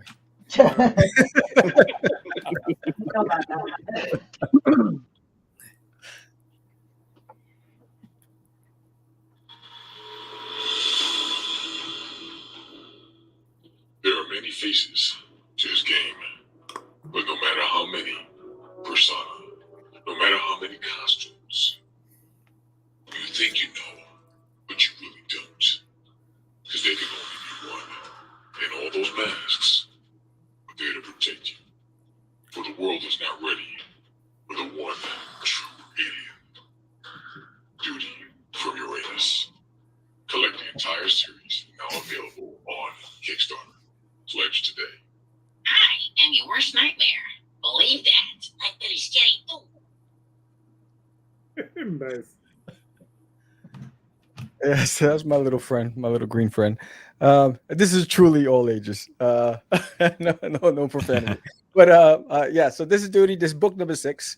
There's a lot in this campaign, and there's a lot that I'm giving away in this campaign, which is pretty fantastic. All physical backers walk away with that Duty as Beetlejuice, Duty juice. Everybody needs a cup of Duty juice in their life. So everyone gets that 8x8 print for free, just of all physical backers. And if we unlock the first stretch goal, you'll get the first 2 in the Monster Series trading cards, which is Duty as Franken Duty and Duty as Duty Juice is the first pair, which we're about $179 away from unlocking the first stretch goal. And the second stretch goal, Duty as It and Duty as Edward Scissorhands, which is Duty Scissorhands. So, and we're also 17 backers away from unlocking the 3-inch sticker of Duty sitting in the UFO, and you'll see that when you scroll down. So there's a lot in this book. A lot of new characters being introduced in this series, from Bobby right there, which is the son in the house who believes he saw an alien in the toilet. And he's trying to prove to his dad that there is an alien. So he gets his friends, Patrick and Brittany, and they're really on a hunt for Duty. Again, if you grew up with these characters, whether it's Garfield, The Loud House, Buzz Lightyear, Small Soldiers, you'll love Duty. It's slapstick humor. There's Patrick right there. He's got the bat. He's ready to get into it right now. And if you scroll down, so this is the cover A. So that's the roundup. Actually, that's cover B. That's the roundup. And basically, Agent Doe is rounding up anybody who's encountered the aliens. And unfortunately, it was the wildlife in the woods first. So they're getting rounded up to be interrogated. So that's cover B. Then there's cover A, which is the primary cover, which is Bobby, Brittany, and Patrick getting ready to go and search for duty, and you can see him sneaking in the background in the shadow. And then there's an homage cover to Back to the Future, which is available, and it's back from Uranus. And so I just thought that, every campaign I've had an homage cover, so I wanted to throw that in. I thought it'd be cool for the series. So these are some of the new characters you'll see. No Boo for You, Catching Ghosts of What We Do. So the dad basically thinks he saw a ghost. He doesn't realize that, he doesn't believe there's an alien in the house. He thought he saw something, so he hires this ghost busting group that comes to the house. There's the janitor. If you got issue 5, at the end of issue 5, the janitor confronts Bobby's dad in the bathroom at work, and he's a conspiracy theorist, and he plays an integral part in the series. Then there's Bobby, Brittany, and Patrick. Again, they're active imaginations, they're young gamers, and they're on a hunt for duty. And you can keep scrolling. And in this issue, you get a chance to be drawn in the book as well. So there's only 2 spots left. So you'll get to be inside the book if you get that tier. So that's also available in this campaign. And then if all pledges at $20 and above, so remember, all physical pledges, you get the Duty Juice print. But if you pledge physical pledge of $20 and above, you'll get cards 1 and 2 of a 9-card set of the Samurai series, which is a story that I'm doing of Duty. It's a 4-issue series that's coming out next year. So you'll get those 2 cards for free as well at $20 and above. And then there's the Monster Bundle. So if you've never read Duty's Monsters on Planet Cthulhu, issue number 1, that's available, and that's a 3-cover spread. You'll get the 3 covers plus issue number 6 of Disney in My Toilet, and you'll get those 5 monster prints, which are there. 48-hour bundles gone. And then there's all of the add-ons. So there's so much that people get to walk away with that's free. If we break the 2 stretch goals and the backer goal, all physical backers walk away with almost 8 free items on top of their pledges. So that's pretty cool.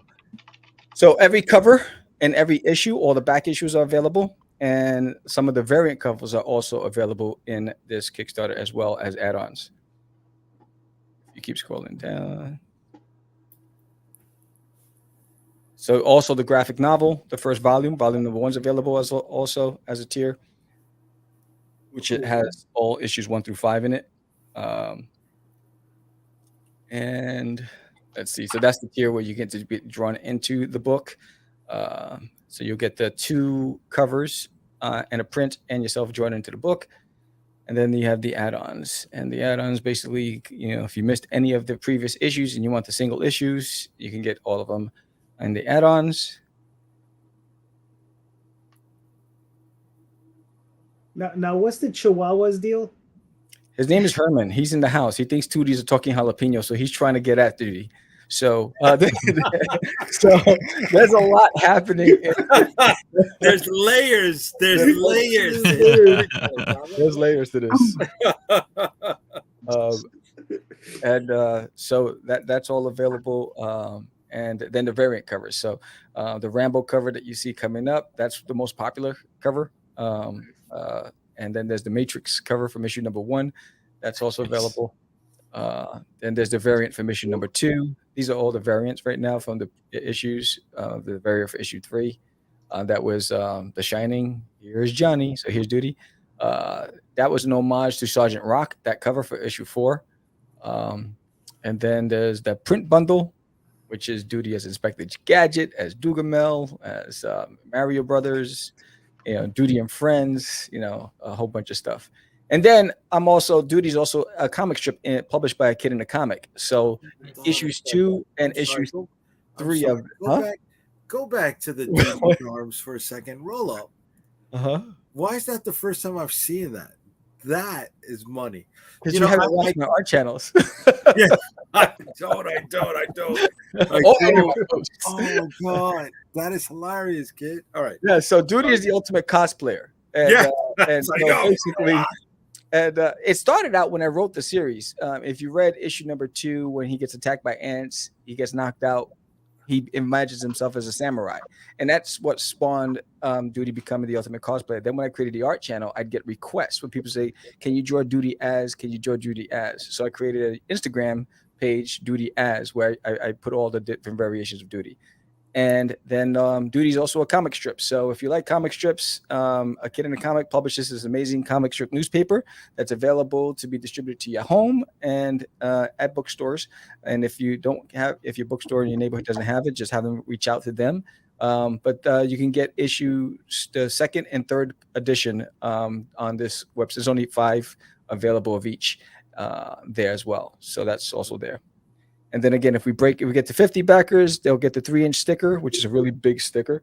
And then those are all the tiers for the stretch goals, the backer goals. So I have a stretch goal and I have backer goals as well. Nice.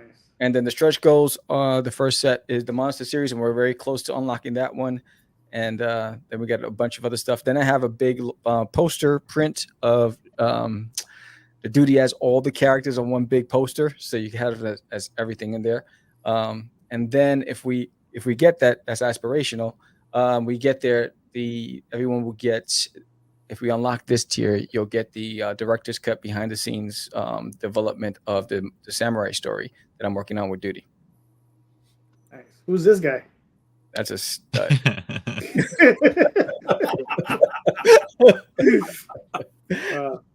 And then there's George. He letters my books. Hey.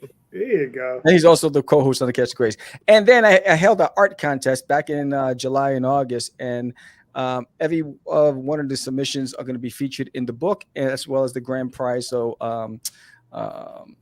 Lupin's was the grand prize winner, so she gets a feature in the book. But every one of the artists will be in issue 6 as well. Very cool. Really cool. Nice. Really cool. Okay, cool. I mean, looks good. I mean, you already funded, right? I fund it, but ultimately, I'd like to break 1,300 because that's the operational goal for the project. So we got 9 days left. So crossing my fingers. You should probably. I think you should be able to. Yeah, very doable.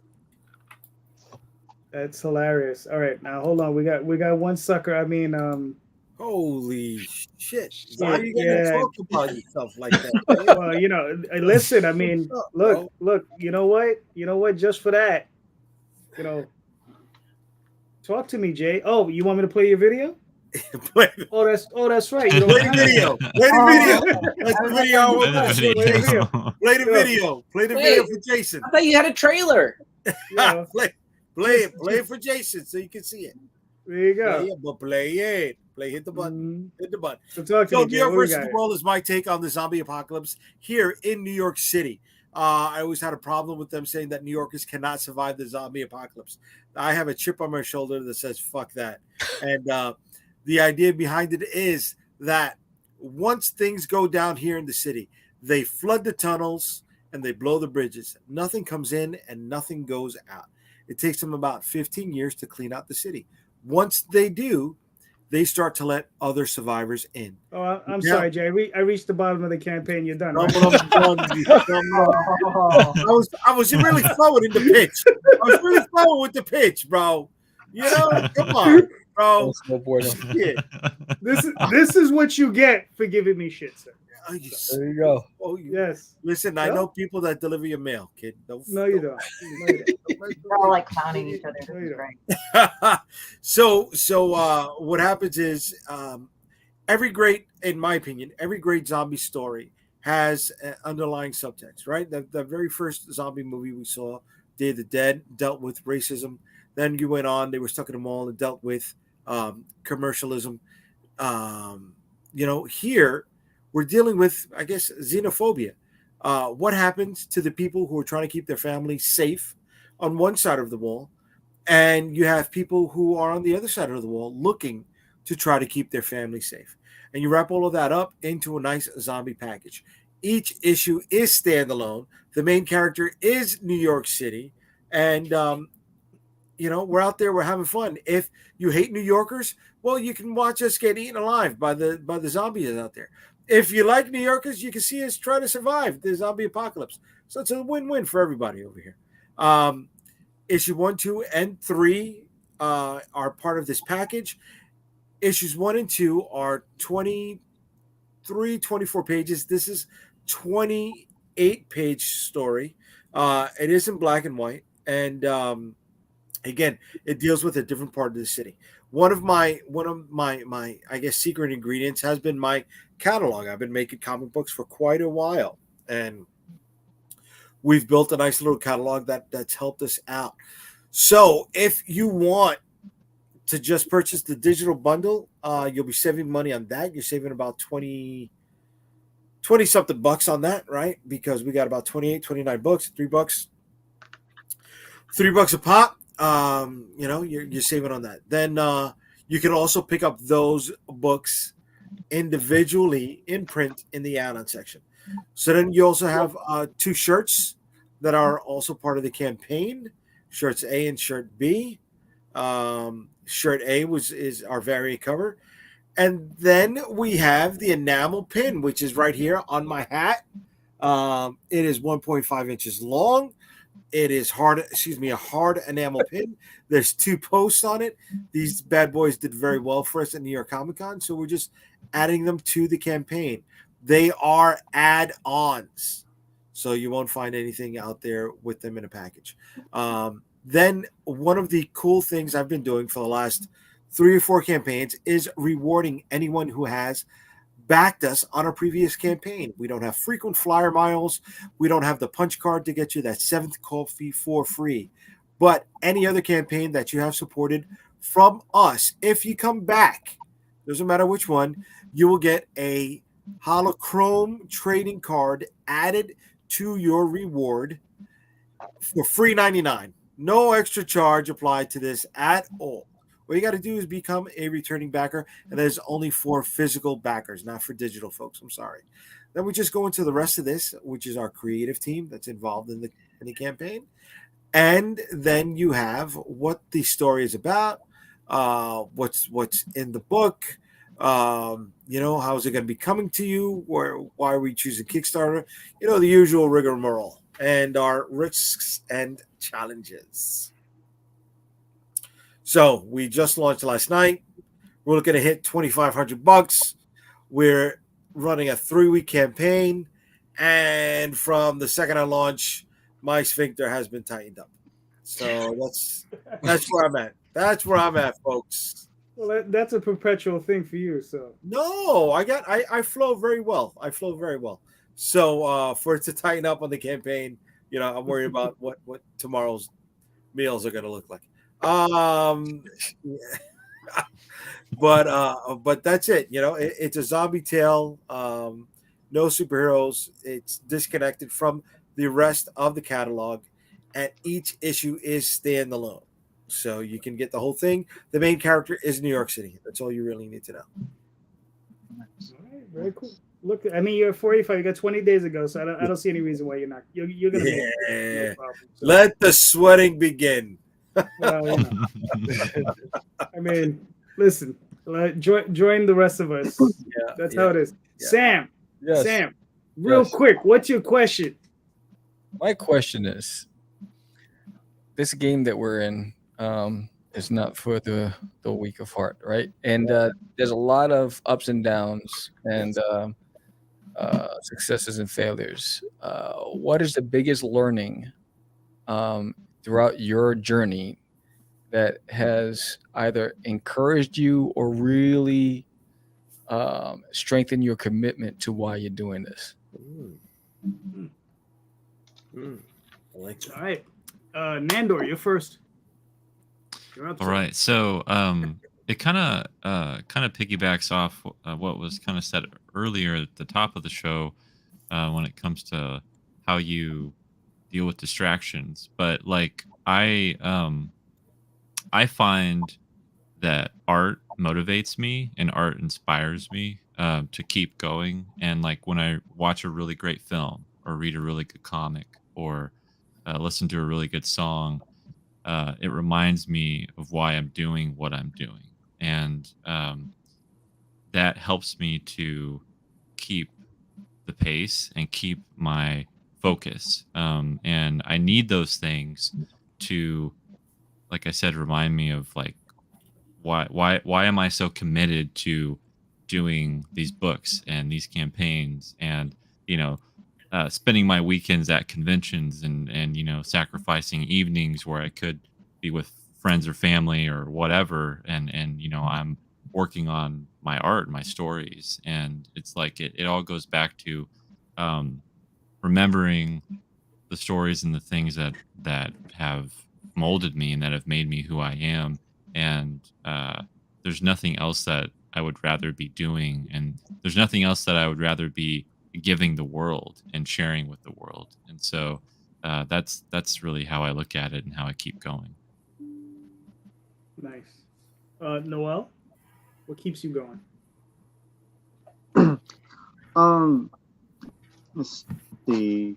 Just I guess the journey of like where I started and where I'm not here, but where I'm, my destination really. What I think it's going to be, not really being rewarded, but kind of just what I envision myself to be, like a goal.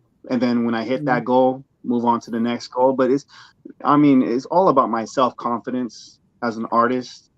I've only dipped here and there with the writing, but from where I was before, that's probably like, I remind myself, hey, this is who I was like 10 years ago, 11 years ago.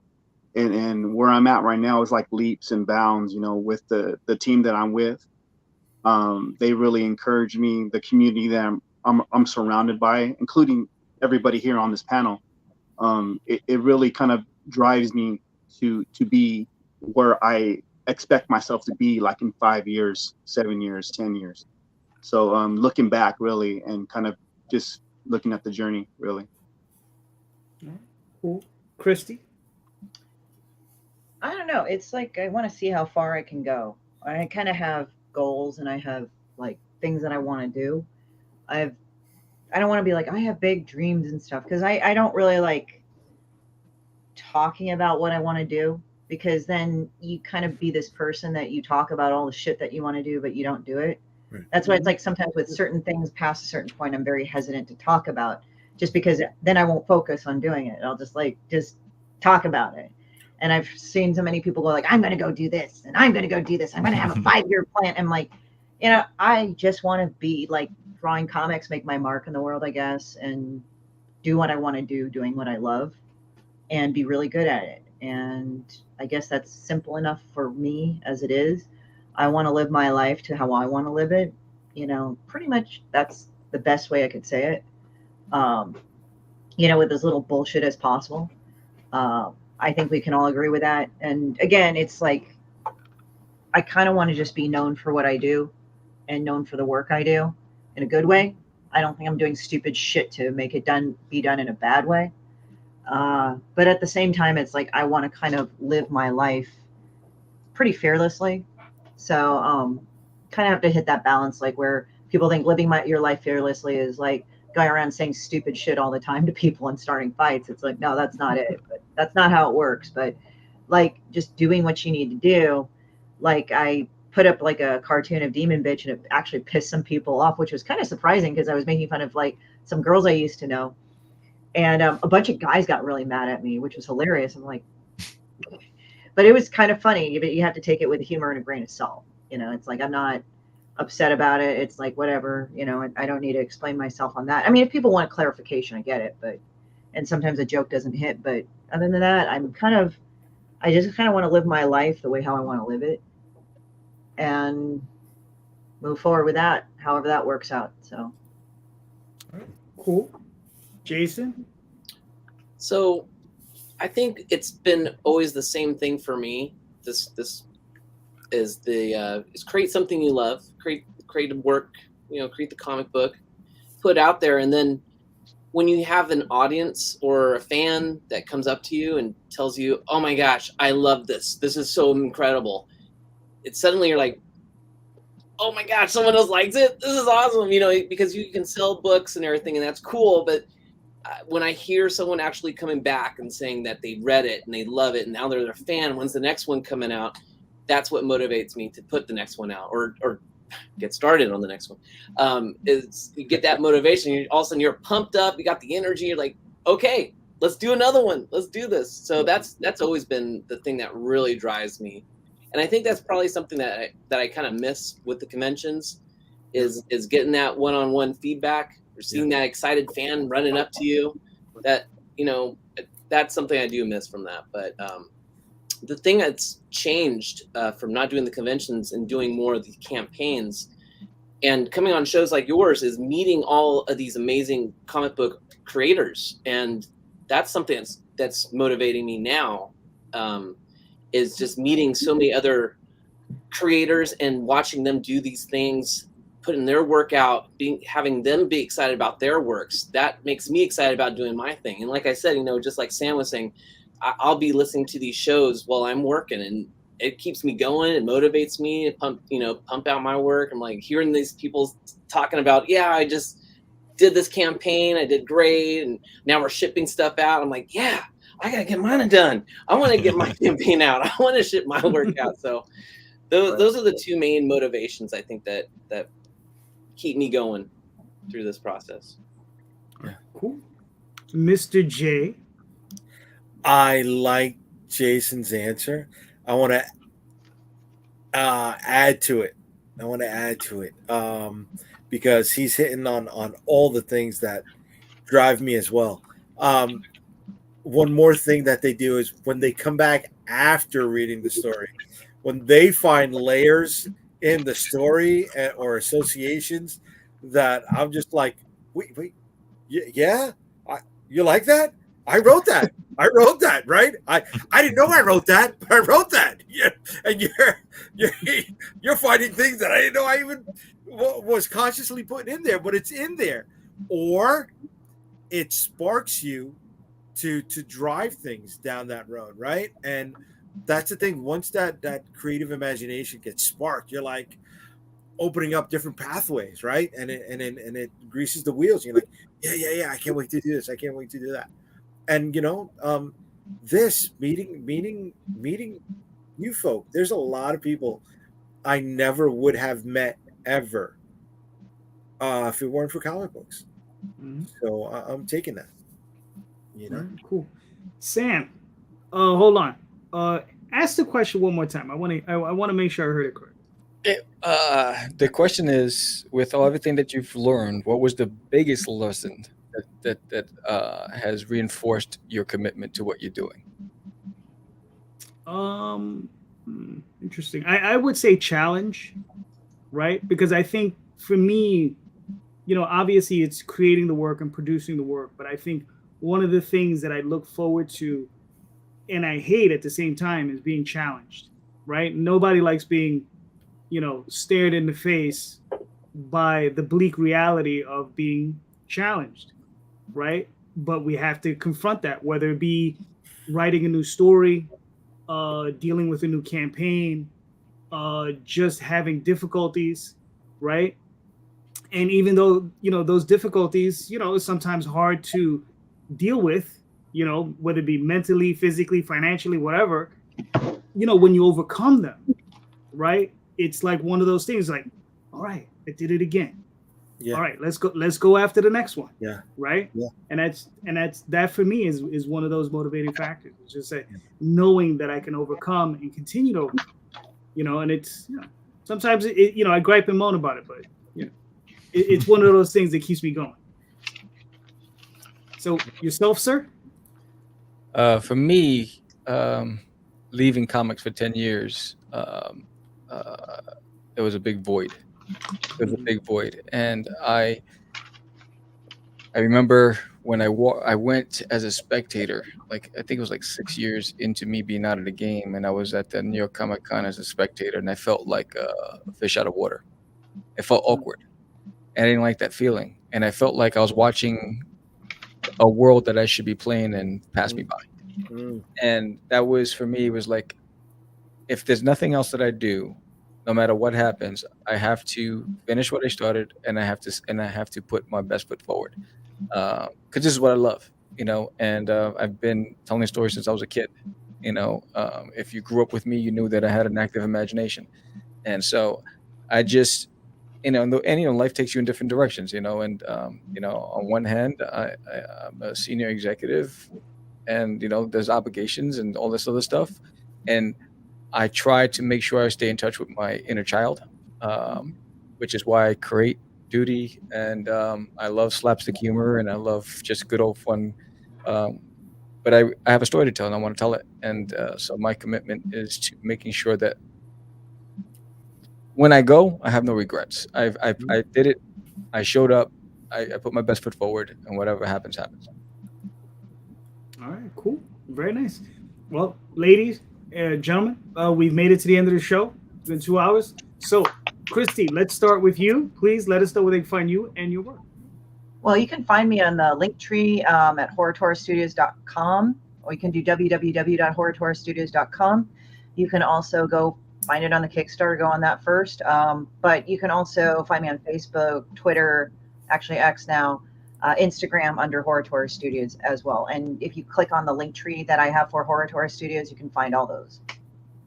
Cool. All right. Jason? Sorry, I was looking for the mute button. I was trying to be polite and not make a lot of background noise. Sorry. So, yes, go to Kickstarter. In the little search box, put "Kill Jessica Kill." You will find the comic book campaign. That's where you'll find us. Also, if you're on social medias and you want to check out some of the things that we are working on, there is a Jason Dube YouTube channel. There is Jason Dube on Facebook. There's a Jason Dube on Instagram, or is it Scatter Comics? And either way, Scatter Comics, Jason Dube. Do a search on your favorite social media. You will find this weird guy, and just click that subscribe button, and I'll be sure to let you know on everything that you want to know and the things that you don't want to know. But you'll find it all. Nice. Nandor, where can they find you, sir? Yeah, so you can find me on all the socials at Nandor Fox. I'm sure there won't be many to choose from with my name, so you'll probably find it. But yeah, I'm Nandor Fox Shaffer on Facebook and on Instagram, and at Nandor Fox on Twitter or X.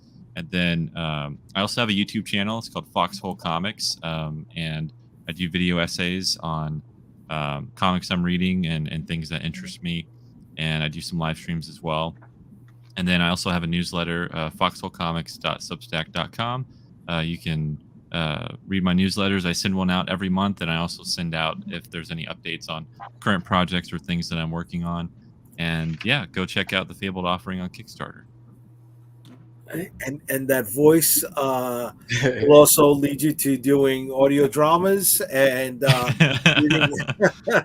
people would actually listen to NPR more. Like they were making fun of that on SNL, like how they had that really bored voice eternally, like even if Nandor, can you say you're listening to The Quiet Storm? Go ahead. Gonna cause traffic accidents, man. Yeah. Noel, where can they find you and your work, sir? Well, it's a good thing that we have like two people running for the same campaign. So like, just like Jason said, check on Kickstarter, Kill Jessica Kill. That's Kill Jessica Kill, please. Kill Jessica Kill. And you can find me on all social media. Basically just type in Sapo Serrato, Art of Sapo Serrato on not Kickstarter, actually, yeah, Kickstarter, Facebook, X, Twitter, whatever they like to call it. Deviant Art. I'm under Art of Sapo Serrato, Art of Sapo Serrato, and you can find me there or wherever. Jason is basically tagging me on everything on social medias too, so you can find me there too. Nice. Nice. Mr. Sam? So if you go to dutiesworld.com, you'll get everything from the links to our podcast, Cast the Craze podcast, the first independent comic book podcast ever, launched in 2005. And you can also find me on social media at Cast the Craze everywhere, and my art channel, Art of Samuel, on YouTube, and also on Instagram, Art of Samuel. And you can also find There's an Alien in My Toilet, book number 6, Peekaboo, I See You, right now on Kickstarter. Days left. Very nice. Mr. J, where can they find you, sir? UnstabableComics.com. The stars align and shine on that website for me, folks. From there, you can find all of our social media links. And currently, we are on Facebook. New York versus the World, issues 1 through 3. All right. Cool. Very nice. So my name is JD Calderon. You can find me here on most Sunday nights and Kickstarter, Instagram, and all those different places. And plus the OswaldChronicles.com, TallTalesOnline.com, and very soon, back on Kickstarter. Because I'm jonesing like a fiend. Need that Kinda high. like that. Yeah. There you It's go, kind of baby. like that. It's kind of like that crazy girlfriend you don't want to get back together with, but then you guys like throwing pans at each other because the sex is great afterwards. Whoa. There you go. I had to make a joke like that. Sorry. There you go. So thank you everybody for being here. All of you are great. And look, please, everyone, go to the show notes.